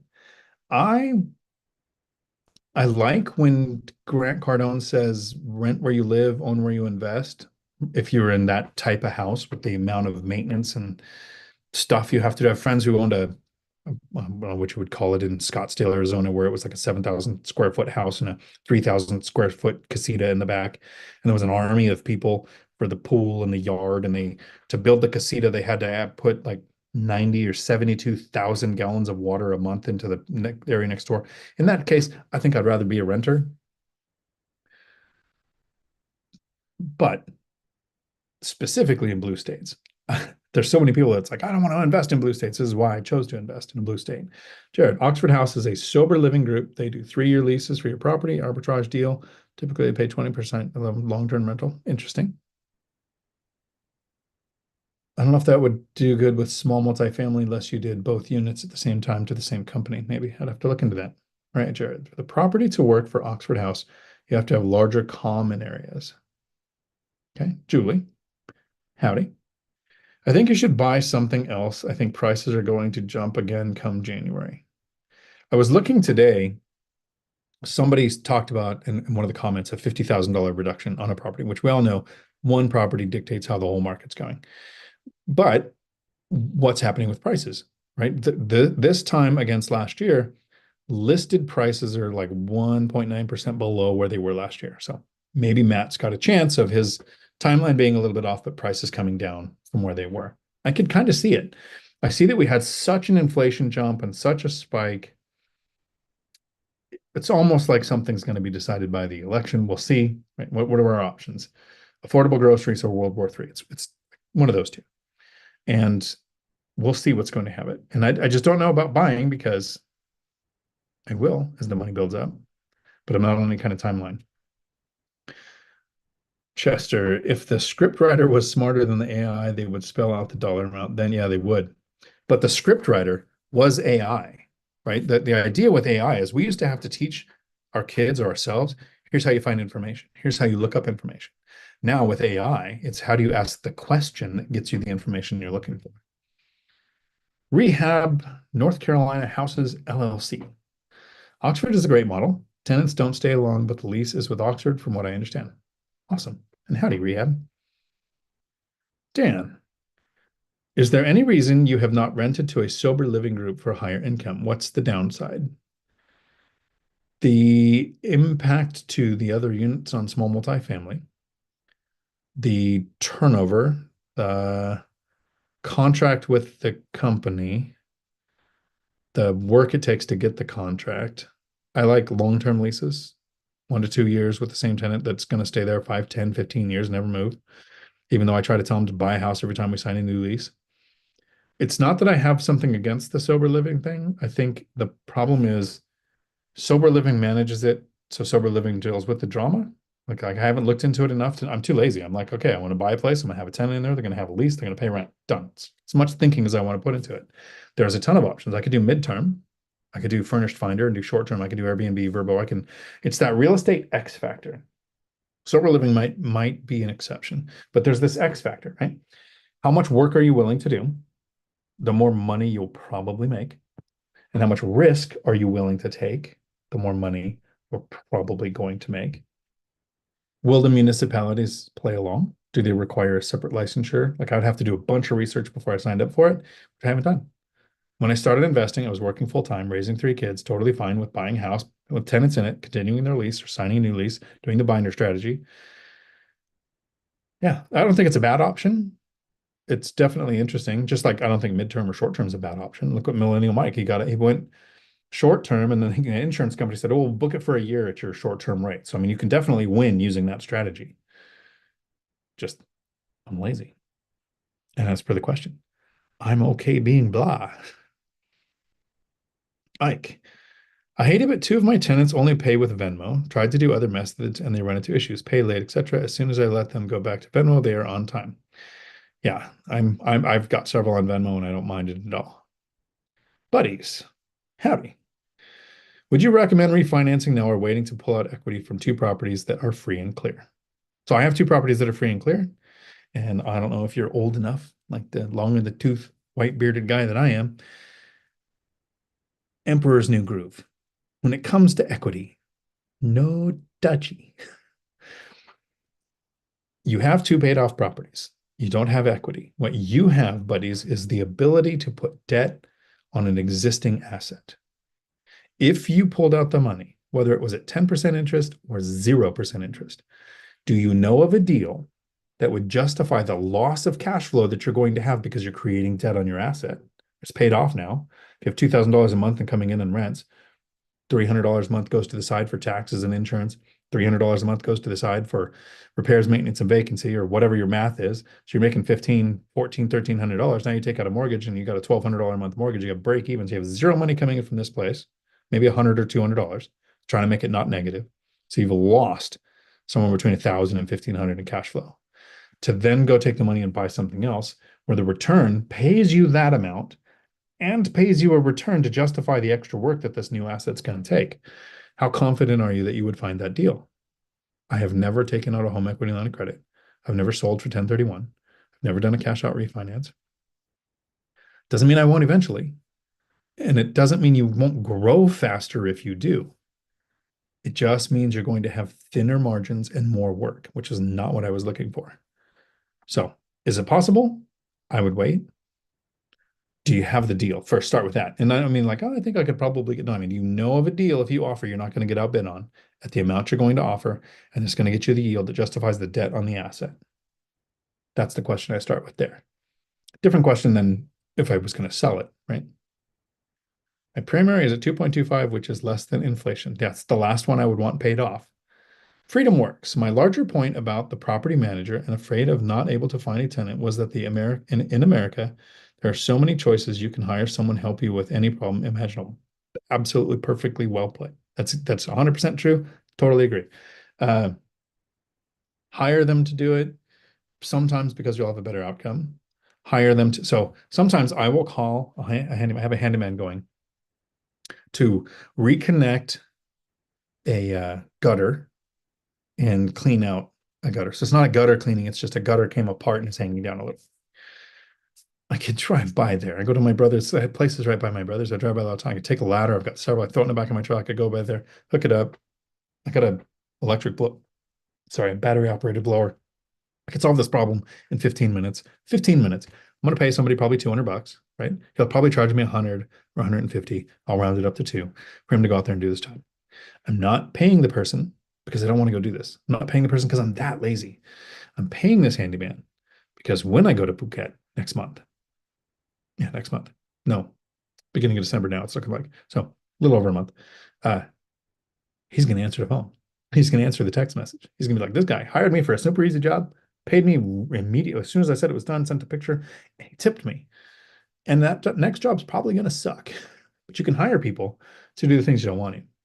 Frees up your time. I also don't hire people because the time it would take to go fix it, I could be more productive with it. No, I could play World of Warcraft for those 15 minutes, or I could listen to an audiobook and daydream. It's not always about money. It's about quality of life. Totally agree with you, Freedom Works. That was a great point. All right, Jared, my goal is very similar to Dion, 200,000 passive income each year. The problem is when I get there, I have a feeling I may want more. I say this because I'm reaching my first goal, rentals, pay my expenses. It's really hard not to move the goalpost. I want more. We change as investors as we grow. We totally do. And the less a man makes declarative statements, the less apt we are to look foolish in retrospect. Right? Thank you, Tarantino, for that gem. If we say stuff like, I'm never going to buy another rental, you're limiting yourself. I say, this is my first and last burn. I'm never going to do one again, but we'll see what happens in 3 years. So I put that caveat at the end because I'm not locking myself into a box of this is what I'll do or this is what I won't do. You don't know what deal's going to pop up in your future. My goal wasn't even really financial freedom. It was just financial stability so that I don't become a burden to my kids, right? I moved the goalpost a bit, reached financial freedom in 2018. Like when I first started, if I said, okay, I'm going to have $60,000 a year coming in that I don't have to work for. In 2010, when I was making 17 bucks an hour, I couldn't imagine going to work if I had the option to have close to twice what I would make if I didn't have overtime coming in without having to work for it. And then I got there and I was like, wow, it's actually not that hard to create more. And I like my job. So I stayed for 4 more years and yeah, cash flow got bigger. So move the goalpost a little bit, but don't fall into the 1 more year itis. How many good years of mobility, like the biggest risk, we have the scripted video for that coming out too. The biggest retirement risk. At what age do you die? At what age do you lose mobility? At what age are you most likely to start having cognitive decline? At what age? All these things, Jared, we are approaching to where every year that you trade for a better few years gets shorter and shorter. There's a balance to it. And it's not a 50-50 balance. There's just have some balance to, like Matt says, you will find your bullshit to money ratio. Love it.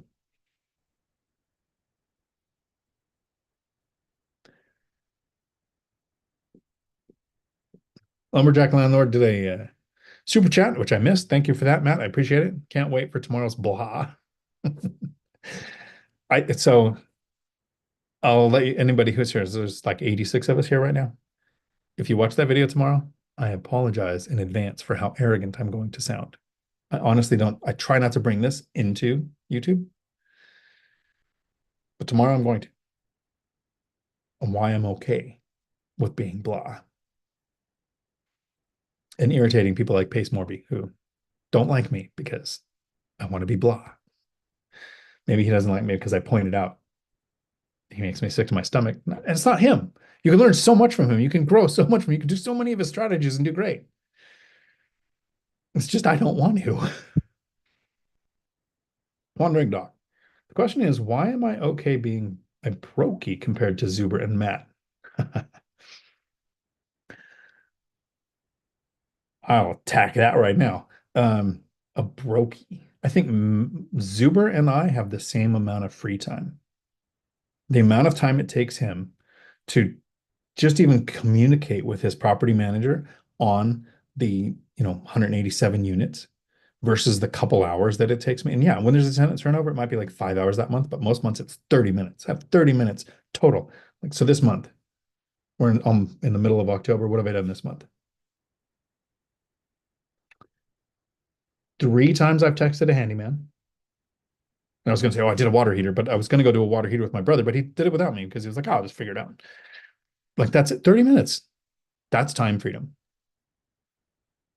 Matt, with his projects and his prisons, and he's going to spend $150,000 on a community house to show me why I should want to do this.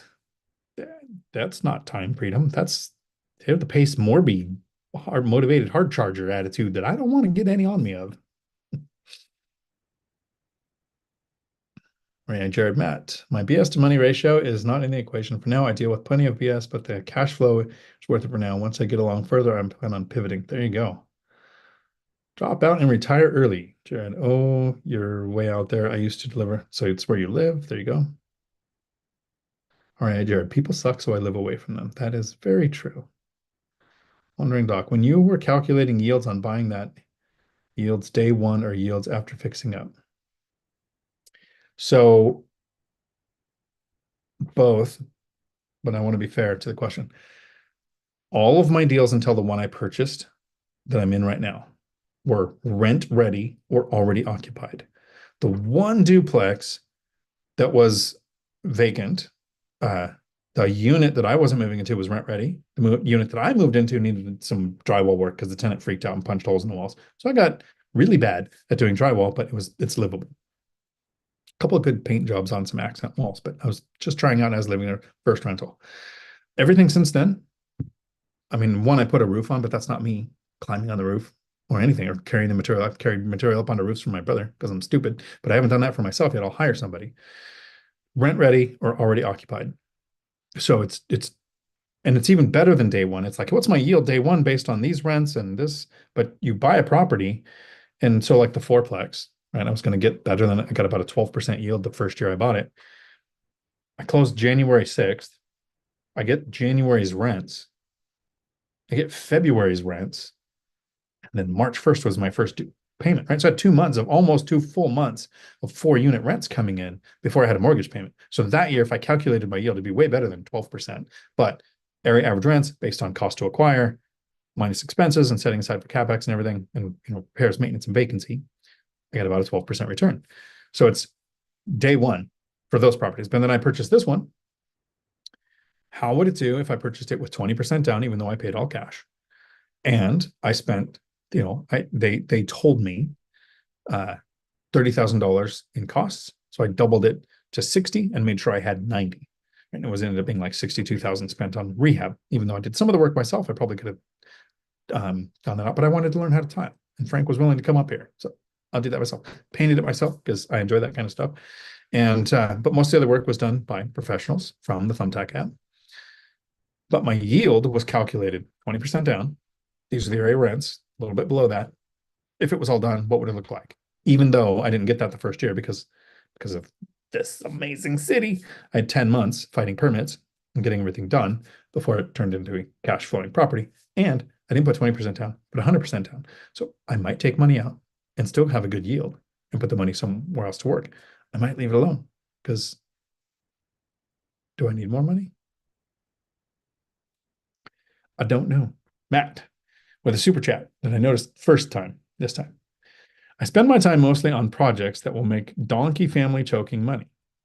I don't have a donkey, Matt. Project is not to show you, it's to show the people that lazy has a cost. It does have a cost. And in those first 10 years, I didn't do any rehabs. I didn't do any projects from the MLS, conventional loan. It just starts real slow, real boring, not sexy. 10 years later, never have to work again in my life. That was the goal. And if I'm spending 50 and I'm making 235 was last year, but I'm making over 200, I spend 50. Learning how to get up to spending 100, 150 is going to be the challenge. So having 200 coming in or having 300 come in, I wouldn't notice. Hit the eye blinks, Matt. Drop out and retire early. Cash flow happens for the real owner. Are you the real owner or is the banksters the real owner? I make way more money than the bank does. The bank is getting a small margin on getting their money back, and I'm getting appreciation on their amount, right? I put $100,000 on a duplex in McKenna, Washington for $400,000. It appreciates now. It's worth like $155,000, 555. So I've over doubled my money. The bank has not doubled their money. So yeah, I love debt. Want more? I think I do. Oh, the pendulum swings. Jared, I am doing something crazy and doing my own live tomorrow on, I'm going to make a joke at the end of this video that's inappropriate. Make sure there's no kids in there. I'm doing something crazy, and it's the one that made my friends spit their drink out. Tomorrow on co-living should be interesting. A couple complete shit show. Exactly. Doing something crazy and doing my own live tomorrow on co-living. Is it on your channel or is it in school or is it on your channel in school? At the end of the video, Jared, if you have a link, drop a link. Freedom Works. I'm non-religious Republican. That would be probably the closest thing to me. So what is it that I'm non-religious Republican? So I'm on the Republican with, I love the United States. I love that it's a great country. And every stupid liberal that goes, when was it great? It was great when we were in Kuwait kicking Iraq out. Tell me that we weren't great then. It was great when we end World War II. I don't care how we do it. So I'm pro-US. Put the flag out. And since I'm across the bay from the Navy base, I have the Marine Corps flag out here so that they can know they're outnumbered. And it's the religion thing where the Republicans lose me. Like, I want a smaller government, right? So Republicans want a smaller government, but they want that little bitty government in your bedroom. I don't want the government in my bedroom. I want people to be able to marry whoever they want to. Everyone has just as much a right to be depressed as all the other married couples that I know. I think I'm not pro-choice. I think we should be able to take our kids out to the age of 18. Like, if they're not performing well, behaving well, you just take them out. Like, you were doing so good. Who was it? It was like Bill Engvall or somebody. It's like, you talked back to grandma at 17. You were so close. What time tomorrow, Jared? Yep. Jared, I'm booking flights for Wonderful Time Vegas. What nights are you doing the Denny's thing? Wednesday and Thursday. I will fly in early depending on the days. I think you said Wednesday and Thursday. I did, yes. I was looking at flights. I think I'm actually going to have to go from my place to Thailand back to my place, because from my place to Thailand versus Thailand to Vegas, like tripled the cost of the ticket. Apparently from Thailand to Vegas is an expensive trip. So I might go back to my place and then fly to Thailand. But we're going to be there. I'm going to be there at least the Tuesday before to the Monday after. It's February 15th and 16th is the day of the event. I'll be there the week before. Patrick, howdy. I have an offer on a fourplex right now and I'm a member. Would love to look at it on member stream. What time do they normally run them? Usually watch the replays. Next Tuesday, 6 p.m., right after the live stream, we're doing the next members only. So Tuesday, 6 o'clock. Patrick, if you want, you can email it to me. You have an offer on it and am a member. Sometimes we look at deals, but you might not want to look at one you're not under contract on, right? Because you can get sniped. Somebody might go, oh, that was a good deal. I'll offer $100,000 more than he did, right? So try to be careful with that. So maybe we go, let's pick a fourplex in this area without being specific. And we go through the deal, the numbers, the market, all the other steps, depending on where you are in the offer process. Then Hotel California, the warm smell of colitas, took back their message to make me lose sleep forever and ever. Deconstructing Dreams, a Financial Journey. Howdy from Reno, Nevada. Hope everyone is doing well and has your tickets for February. Hope they do too. 6 p.m. PST. That's tomorrow. That's a Wednesday. Isn't that when the school thing starts with Frank, though? I forget, but I think it is. Wandering Doc. I don't vote in elections on principle, but I love Trump's 100% bonus depreciation for 5 years or so. And the stop taxing Social Security, stop taxing tips, stop taxing overtime, close the freaking border. Like, yeah, I'm okay with it. Not take everyone's guns away. Drop out and retire early. I gotta say, you are really good at landlording. You have some great angles thing. Thank you. I appreciate it. If you're ever dating a girl who's really skinny and you say, I really like curves, but I guess I can learn how to like angles, the night doesn't end well. John. Wandering Doc. And then my chat moved because of that. From REI Jared. Thanks, Dion. Live is on YouTube. It seems I can't send a link super chat. I put it in the main chat. Okay, perfect. Thank you. Appreciate it. And then my chat moved when I was saying something probably inappropriate because we're at the bottom of the cup. Wandering Doc, the mentality is you craft your own life and not depend on politicians. Voting hampers this mindset.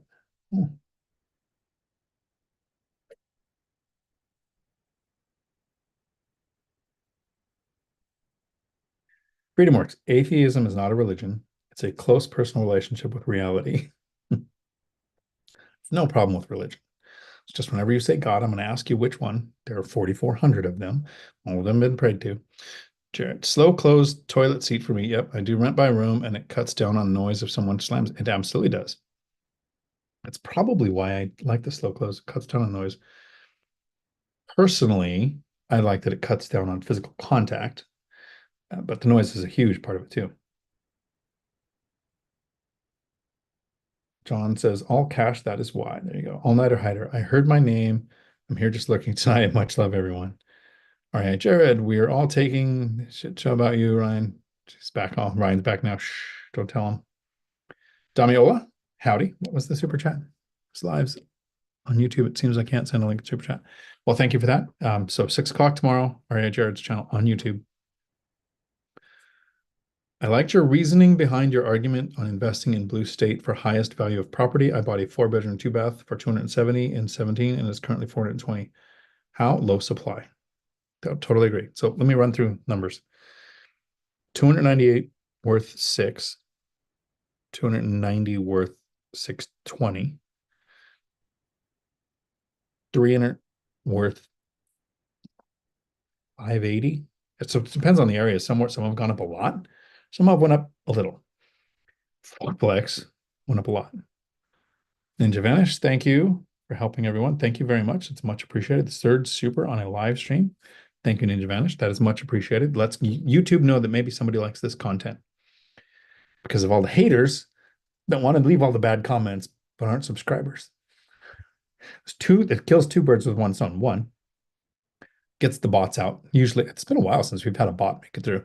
And two, the haters don't want to click subscribe for the 5 minutes that it takes to be able to leave a comment. Oculus, why did you sell the compensator? So the compensator F250, which we're probably going to buy something like it in a couple of years when I buy the RV, so pick it up then. But the goal is travel and relax, no commute to work. Compensator was kind of related to CDL school. It got attention. I like the F-150. I'm not delivering washers and dryers and refrigerators, right? But some part of my little lizard brain says, eventually, someday, you might do that. It's a little easier to get into an F-150 on stock tires. They're not stock tires, but stock size tires than the compensator on their, 30-inch mutters with the bed super lifted. Yeah, it's practicality. We're tired. And as per the video coming out tomorrow, I am okay being blah. It's a good question. All-nighter hider. My alarm was set this morning, but did not ring. I needed that rest anyhow. There you go. Drop out and retire. Just subscribe to your channel. There you go. Wandering Doc. Hey, Ryan, you're back. Are you going to buy a fourplex again? Tommy Ola. Probably next year as the money builds up. I'm probably going to pick up a fourplex. That'll probably be but here's the thing. In 2021, in 2022, and 2023, I had the goal, and I talked about it in probably 100 videos. I want to buy a fourplex. I want it to cost more than $1 million. I had $250,000. I wanted to put it down. I wanted to buy it. And I'm looking for that fourplex, and I'm looking for the deal. And in 2021, a duplex popped up. So I bought it. It was a good deal. I couldn't pass it up because it was a great deal. And 2022, I'm looking for the fourplex and I retire. So I'm mentally adjusting to that. In 2023, I'm thinking, oh, I might buy the fourplex. Hey, wow, there's these places out here in these two new counties that make sense. One is a house hack on the water. I literally walk down, take a ferry to the movies because I like to go to movie theaters. I take the ferry to Seattle. I can eat on the waterfront. I'm walking distance to, tons of restaurants, bars, and everything that I want's right here on the water. I can walk down and paddleboard. I haven't walked down in scuba dove, but scuba diving is all around us here. I'm like, yeah, I'll buy the duplex. So I haven't got that fourplex. So I'm going to probably start racking the money again, maybe touch the equity, add debt to this existing asset, buy the fourplex, unless when I start looking, a duplex, a house with an ADU, or a triplex pops up and it's a great deal. I'll just put the money to work where it makes the most sense. I have a goal, but I'm not going to box myself in. All night I had her be both landlord, operator, and tenant. There you go. I have done that. Powell, howdy. Wisniewski? Wisniewski. Wisniewski. I'm putting disrespectful offers out and know someone will eventually bite. There you go. What's it make? Howdy. Real estate investing is like winning the lottery in slow motion. Yes. Except it's repeatable. Sense of accomplishment. Sustainable. Has a barrier to entry that makes it less likely to lose. Yeah. But I love it because when you reach financial freedom and you retire with a cash flowing portfolio, in my opinion, it's better than the lottery because of the repeatable thing, because of the barrier to entry, creating the skills that make it more likely for you to keep the assets. James J. Howdy. With the recent NAR settlement, do you have one agent now? Mine required a 6-month agreement. Foolishly, I signed it, and since then, he goes MIA for days and doesn't follow up with the seller. I primarily used one agent, even though I have several auto searches set up. I still have those searches going. I would sign it with the NAR settlement, protecting them. I totally get it. So it is kind of a shift to me wanting multiple agents. But if they go MIA, I would read that agreement. How long do they have to respond? What does it take for you to break that agreement? And if you say, I'm going to break the agreement, if you don't do these things in an email that goes to their brokerage, you're more likely to get their attention or have them mutually agree to break the agreement. Been requesting for him to submit a new offer and haven't heard from him in 4 days. Any tips for someone in this situation? Go to his brokerage and say you want to break it and say, I don't want to work with them anymore. And they can hold you to it on the searches they're setting up. They can hold you to it on the offers that they make. But if they're not being responsive, I'd find a way to break that agreement. Oculus Hobbs, does Venmo take a cut of your rent or have issues with large payments like rent? Doesn't take it on mine. If they check I want protection to where if I buy something and it's not what I expected, then they'll take a business cut. So I don't have the tenants check that. They're totally welcome to if they'll pay the fee. But I haven't had them check it. Zelle has a limit that changes, starts off sometimes at 1,000, 1,500, 2,000, depending on that person's history with the bank. But after they've made a couple of payments, the amount goes up. Hotel California. Howdy. Is there any way to get rid of centralized AC in rental properties? They have such high request. So where do you live? What is normal for the area? I have 2 properties with HVAC systems, and whenever they fail, I am replacing. I'm just going to put in cadet heaters or baseboard.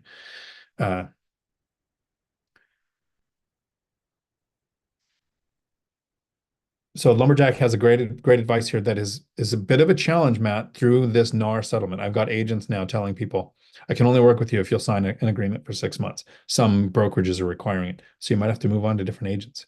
But never sign as a buyer's agent agreement, sign based on a specific property, not a time frame. That I would totally do that. So centralized AC, is it normal in your area? Is it required? There are some states that require heating, cooling, power, whatever's required for your area.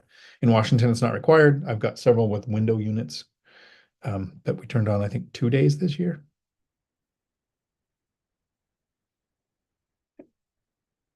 Old guy area apology accepted in advance. Thank you. It's for the video. It's not, this is not who I am. I'm going to tell you this is why I'm okay with being blah, because of how arrogant it's going to sound when I present my position. Wandering Dog. Studio part of my 2-bedroom, 2-bath now rents for 1,500, but I am still charging 1,000. And she has trouble paying that. What to do? Binder strategy. She's going to have trouble paying the rent if it was $200 or $5,000. Doesn't matter. They're the same people that have trouble paying on time are going to have trouble paying on time. Binder strategy. Here's the area average. Here's what BAH plays. Here's fair market rents. Here's what would happen if you moved out. That's what I would do. Also ask, why are you having trouble paying on time? When are you paid? Are you paid on a specific day of the month and then you run out by the time your rent's due? Are you paid 2 different times? You need to split when your payment is done. See if you can adjust your leases to meet their needs. Possible sometimes, not every time. But my solution to low rent is always the binder strategy. It's not going to go to 15 if that's what the area average is, right? You'll get 15 if they move out and you spend 5 or 10 grand fixing the place up. But with them there, you'll probably get 13, 14. And an educated tenant that knows how much you would get if you kicked them out, so that you're also motivated to do that. So they're motivated to get it paid on time. And then once you have the conversation with why they pay late, if you can adjust your dates or how they pay, point out that you're going to file for eviction the next time it's a day past the grace period, and then point out how that's a favor to them, because there is rent relief programs out there that they'll have access to once they have that form that won't even talk to them before they've been served. Letting them know that they just can't walk all over you. Sometimes, Wandering Doc, the reason that a tenant is renting from you is because they found out you're not a property manager, you're a landlord, which means on this list of things, if I don't pay the internet, it gets shut off. If I don't pay the car, they repossess it. If I don't pay the food, I lose the weight I should lose. If I don't pay the rent, the landlord maybe charges me a late fee. Maybe he feels bad. You're a person they can manipulate. Property managers don't play that game. They just go, here's the lease. There's a legal requirement. Here's the court dates that would happen if we don't hold to it. Take your heart from your sleeve and tuck it back in. Drop out and retire early. All right, Jared. When you have a cheap interest rate, you don't want to look at it as a reason to stay in debt forever, but a leg up to kill the mortgage faster. The real cash flow comes from being debt free. It absolutely does not. And I talked about it earlier. I would make a third. No. So let me rethink that. Okay. I've been investing. So there's so much information in my head all at once. Too many jokes. Want to be serious. If I started saving in 2010 to buy a property that wasn't a house hack, just buy a house, I wouldn't have had the increased rent. I wouldn't have had the decrease to housing costs. I would have eventually bought it. I could have probably spent, I would have spent, so I've invested from my wage over the decade, $320,000. So I could have paid off the house, $121,000. So I have a paid off house that I was living in. Would have paid it off. When I started, I owed 138. So I would have still gotten it paid off. Then I would have had $200,000 to invest. So if I invested $200,000, I maybe got a duplex. And then I would be focused on paying off the debt. I would currently own a house, maybe a duplex that I'm focused on paying the debt off in. Because I don't want to pay off debt, I moved from my house to an apartment. I didn't make any payments on the house that were extra. I bought a duplex. I've never made an extra payment on it. Because of that, I was able to buy another duplex and then another. And then I made the mistake of paying one off. I could have bought another fourplex. Then I bought a fourplex and a triplex, all because of the debt. If I didn't have the debt, I would have one house paid off and possibly a duplex that I'm focused on paying the debt. I'd be working another 20 years, guaranteed. That thought that cash flow comes from paid off properties would keep me working 20 more years. And then even if I retired, I might have 2 paid off properties. Instead, I used debt, got the same cash flow, right? If you invest 100,000 and I invest 100,000, and we both get a 10% yield, we're getting the same cash flow. But I got the levered appreciation, depreciation, inflation-based debt destruction Like there's a reason why we want to be in debt. I don't want to be debt free. That'd be the worst thing. If I was debt free, I'd still be working. Jared's got a good point. We all look at things differently. It works for you. You have some paid off, but imagine if you didn't. With the amount that you've invested and the amount that you've paid off properties, instead of doing that, had bought in others, gotten those appreciated assets, gotten those rent increases, gotten those chances to refinance, you'd probably owe a couple more million in debt, but you'd have 10 times the cash flow.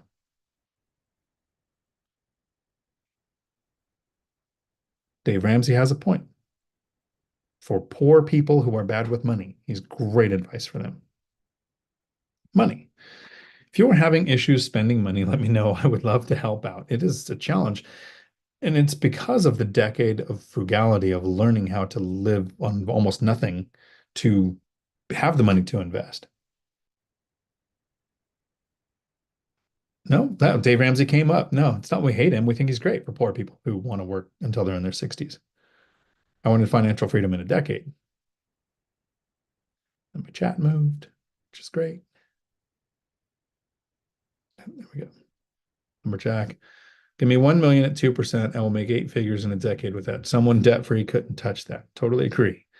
Ramsey is fine when you have trouble paying your bills and don't have any real money. Wealthy people in their 30s and 40s do everything Dave doesn't. The issue is, how do you feel about letting Dave and having him buy real estate, paying Dave? Just remember, grasshopper in business, pigs get fat and hogs get slaughtered. You want to be a pig, not a hog. Okay, go with that. This is advice that I got from a landlord about 25 years ago. Yes, there is a point of over leverage. And then Dave Ramsey did the stupid thing of having 90-day debt. 90-day debt. We're talking 30-year fixed rate debt, not callable by the bank. There's a big difference there.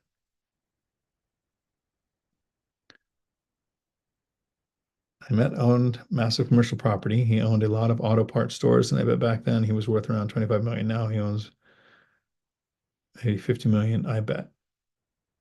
I'm not sure what you're saying there, but I do know that commercial is not what I'm talking about because that has adjustable rate, loan reevaluation periods, net operating income to get your valuation, like all kinds of reasons why not to do that. And then Matt says, yep, 30-year fixed rate debt. So we can have this argument out louder in chat. It's good with me. Link to Jared's live tomorrow. Thank you. The cool thing with anybody who disagrees is there is no one right way to do this. I know people who in debt, who invest with no debt, like my brother David. He paid off his HELOC as soon as possible. He has 10 paid off rentals. He's been retired for a decade. It's great. He's doing awesome. But hates debt. Called me a moron the first couple of times he heard I was buying a place with a mortgage. And then, per Matt's words, we show donkey choking cash flow. And all of a sudden, I might not be a moron about that.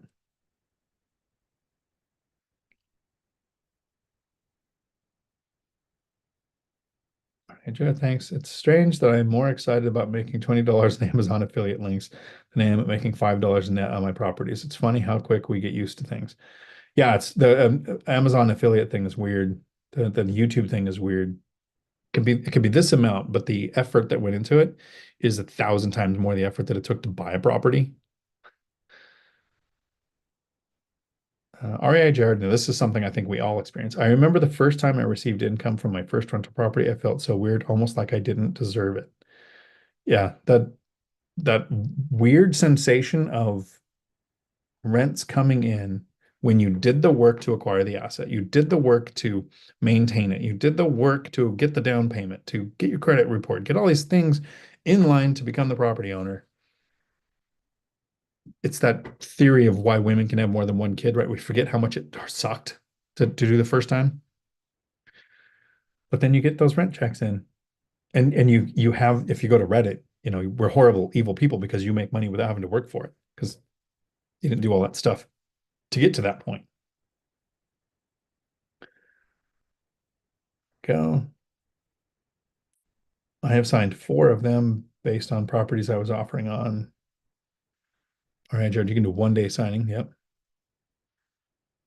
All right, Jared. Well, us non-ballers didn't think of making offers on two properties in the same day. There you go. And I saw it was Oculus. Would you ever just call the listing agent, or did the buyer's agent bring you the deal? Good question. Jack, you will get there for sure. When you do a 1031, it's a war room. So you tell all people you work with, hey, I want to see a list by Friday. I get a list from 5 different, offered on 2. Yeah, that 1031 puts you in a crunch sometimes, though. Agents buy you the deal. Good. Patrick, I'm inheriting a tenant who's paying 1,700 a month and market rent is 2,500, but they've been there 10 plus years. I want to bind her, but their lease ends in March and Blue State requires 180 in notice. What would you do? So I've been in a very similar situation. Dates might be, 60-day notice or 90-day notice or whatever was going on at the time. So you have an actual timeline. You're going to want to paste a piece of paper this out or whiteboard it out. So their thing is up in March. 180 days is what? 6 months. So you're probably already within that window. So you close on it. I don't want to do the binder right away. Normally I'll wait 2 months, but maybe you just wait a month, a little over a month, so you make sure they pay on time. You don't get noise complaints. They don't call you for trivial things. So since you're on a little bit more of a time crunch here, I'd probably go in after a month. You receive the next payment. You decide you want to keep these tenants because maybe you just go back and you say, I'm not renewing. You're getting out at the end of your lease, or you're getting out, I'm going to rehab, or you're getting out, I'm going to sell, or whatever excuse you can use to get them out. That's an option. So if you decide you want to keep the tenants, a little over a month. I usually go a little over 2 months, but in this case, I'd go over a month. You go and you have the binder strategy. The tenant agrees to the new amount. You don't reference when this lease is going into effect. You don't reference the 180-day notice. You don't reference the lease. You just say, this is, it's the binder strategy. You're literally going to go front page. Here's what I paid for the property. Here's what my taxes and insurance are paid on. It's a picture from Redfin. You're just going to have a picture on there. They're going to see the closing cost. You're going to say your rent makes sense to the previous owner because of whatever they paid for it and how long they've had it. But this is what I paid. Rent doesn't really make sense to me because my taxes and insurance are based on this amount. They don't care. That's not why we're telling them this. We're telling them this because it's transparency. They're going to be able to Google and find all of this blank information that you're actually going to have something there for. What's inside this before I embarrass myself? Okay. No. The next page in, you would have a picture of a map of the area with all of the rentals in the area that are the same number of bedrooms. This I've gotten some pages out, so I've got in here. The next page is fair market rents for however many bedrooms you have and what the government will pay if they moved out. The next page might be BAH, or it might be several rentals in the area and how much they're renting for, so that you can show the tenant is currently paying 1,700. Area average rents are 2,500. So you're going to find several examples, probably between 24 and 2,700, whatever, to show that average around 25. Show what BAH pays, what Section 8 pays, and you do the question, what do you think is fair? So they do the binder strategy with you. They'll suggest their number. If it's 17 and you show them a bunch at 25, I guess they're going to go 21 or 22. Right? They're not going to get all the way up to within 100, 150 of area average rent, but they'll split the difference plus some has usually been my experience. We just did this with Cody at a live exam. We did a live example with somebody in the room, and it was like 1460. They suggested 19. I said, oh, it's cool. Why don't we go to 19 or to 17? It's a little bit less than what they suggested. You don't have to do that. Whatever they suggest and agree to. So let's say 22. Now you've agreed to this. Maybe they do 23, but let's say 22. And you say, okay, cool. So your lease is up in March. So your rent stays the same till March. We're going to leave the rent. So you do the math. This is October. So we'll go November, December, January, February, March, April. That's your 6-month requirement, 180 days. May 1st. So you tell them your lease goes till March. We're going to leave the rent the same. And I'll tell you what, to give you some time to adjust, April is going to be the same. We're going to leave it to 1,700. And then May 1st, this new amount that you've suggested that we've agreed to starts May 1st. So we draw the lease up. It goes from the end of March. It starts April 1st. It goes for that 12-month period or however long your lease is. April's rent is 1,700. May and the remainder of the lease rent is the amount that you've agreed to. So that's how I would handle that. So you get the 180-day notice. You get the amount the tenant requested the increase to, and you just spell it all out verbatim. Like this month or this month is the one that is going to stay. Like, so if you don't have the conversation until November, then it's April and May stay the same. June 1st in the lease has a pre-programmed increase from 1,700 to 2,500 because the 60-day notice isn't notice to start a new lease. It's for the rent change. So in the lease at that amount of time, then you have the rent change. So good question.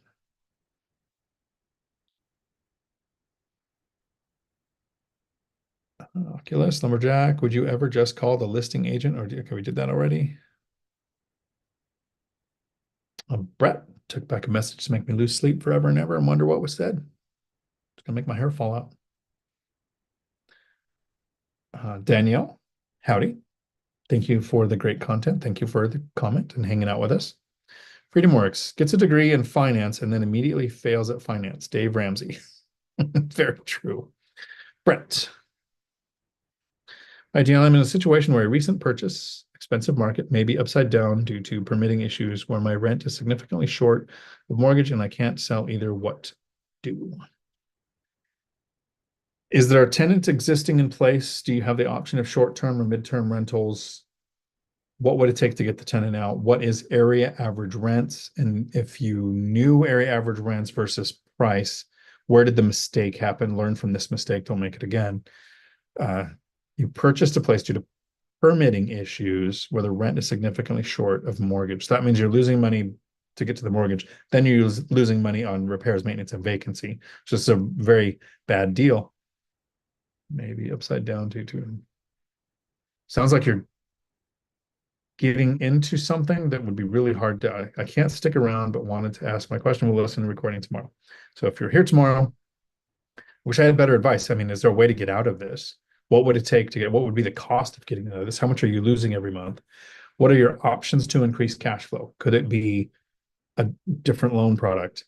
Is it recast the loan by putting a significant amount down on principal?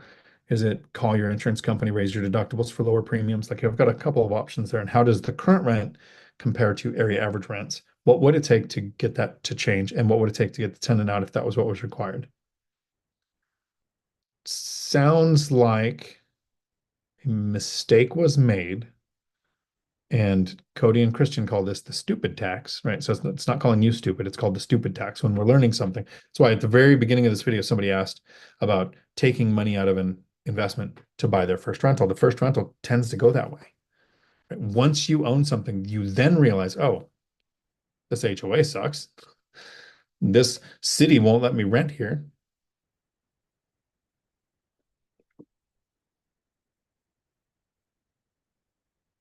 So it's better to risk money that you're saving now. All right, Jared. Chester, we'd be like three little pigs and build our own houses. Hope the huffing and puffing doesn't blow my house down. Nice jump stop. Okay, Aaron, we're kind of wrapping this up, getting to the last couple of questions. Dion, have you ever thought of putting an ADU on any of your properties? I have thought about it, considered it, and dismissed it because I'm not a builder and not a rehabber. If you want ADU advice, I'd go to Derek's channel. It's called That ADU Guy. And that's what he does. He has great advice on what type of ADU to build, how to run the math on it. Sometimes a 1 or 2 bedroom ADU will perform better than a 3-bedroom ADU. He's got ways of explaining that. Finishing touches, all the ways to do that. I did one rehab. It created $300,000 plus that just didn't exist last year. And I don't ever want to do it again. Matt and Zuber did the math the other day. It was like $3,750 an hour is what I made doing this. And I'm never doing that again. It's not worth it. Doesn't mean it's not the right thing to do. They've done several like that. It's just not my thing. So I don't want to build the ADU. So considered and dismissed. Doesn't mean it's not a good thing. And there's a new law coming out as of January 1st, federal law, that's changing the requirement for cities and states to allow ADU builds. So do some research. You might have to Google January 1st, 2025 ADU law changes to figure out what that is about. I know that Zuber tried to start one in California and they came back after all of his expenses and everything and said, oh, you also need to spend 16 grand on solar. And it killed the numbers for the deal for him. So he stopped. Thank you for putting the link to Derek's channel in there. I think that is all of the questions. We'll give you a couple more minutes next week after the live stream, 6 o'clock. We're doing a members only call where we look at deals. Tomorrow is Wednesday. Frank, old guy REI, has got his accountability buddy school meeting. Jared has got a meeting on Zoom on his channel. Thursday, 6 p.m. Pacific. I think that's time, 9 p.m. Eastern. Correct me if I'm wrong, Matt. You are doing the Lumberjack live Thursday. And I hope you all have a week full of awesome.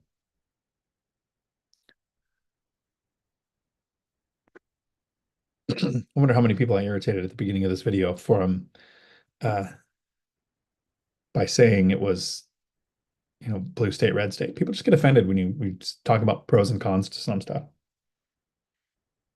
So my friend was taking a drink the other day, and I said, "Ooh, Daniel, Dion, Zuber, and Lumberjack, all three course price in the future." That is interesting. Matt, my memory's terrible. Can you remind us to talk about that in the morning? What would that look like? Dion, sir, money. What is the difference between membership tiers? Nothing. Just how much you want to support the channel. Don't pay the extra one if it matters to you. I just did too because I wasn't sure when I was creating it if I was going to do something more with the certain members, but I realized the membership exists just as a barrier to keep the trolls out so that we can all be on Zoom. We know it's people that are taking action, that are trying to learn and supporting each other. And so far, it's been a really good experience.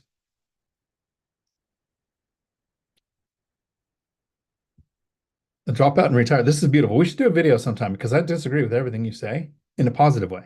Like I would never ever use a buyer's agent. They are too expensive. Not only do I use a buyer's agent, but I never negotiate down their fee. I want them to want to bring me the next deal. I've had them literally have set up auto searches. They call me because they know they're going to make money. Hey, I know you've looked at like 20 deals in the last week, but I looked at this one. Look at these numbers. Look at this area. It matches like all of your criteria. He knows my criteria well enough to recommend the ones I should look at. I'm happy when he makes money. I don't care about that. All right, Jared, the overshare time. So my friend was taking a drink. No kids in the background. And hopefully the YouTube doesn't cut this out because it's leaving some cliffhangers. I go to say something. I'm gonna wrap up the video here. You guys have a week full of awesome. But I go to tell my friend, as they were taking a drink, that it just dawned on me that my hand is bisexual. Drink went everywhere. Did you think it through?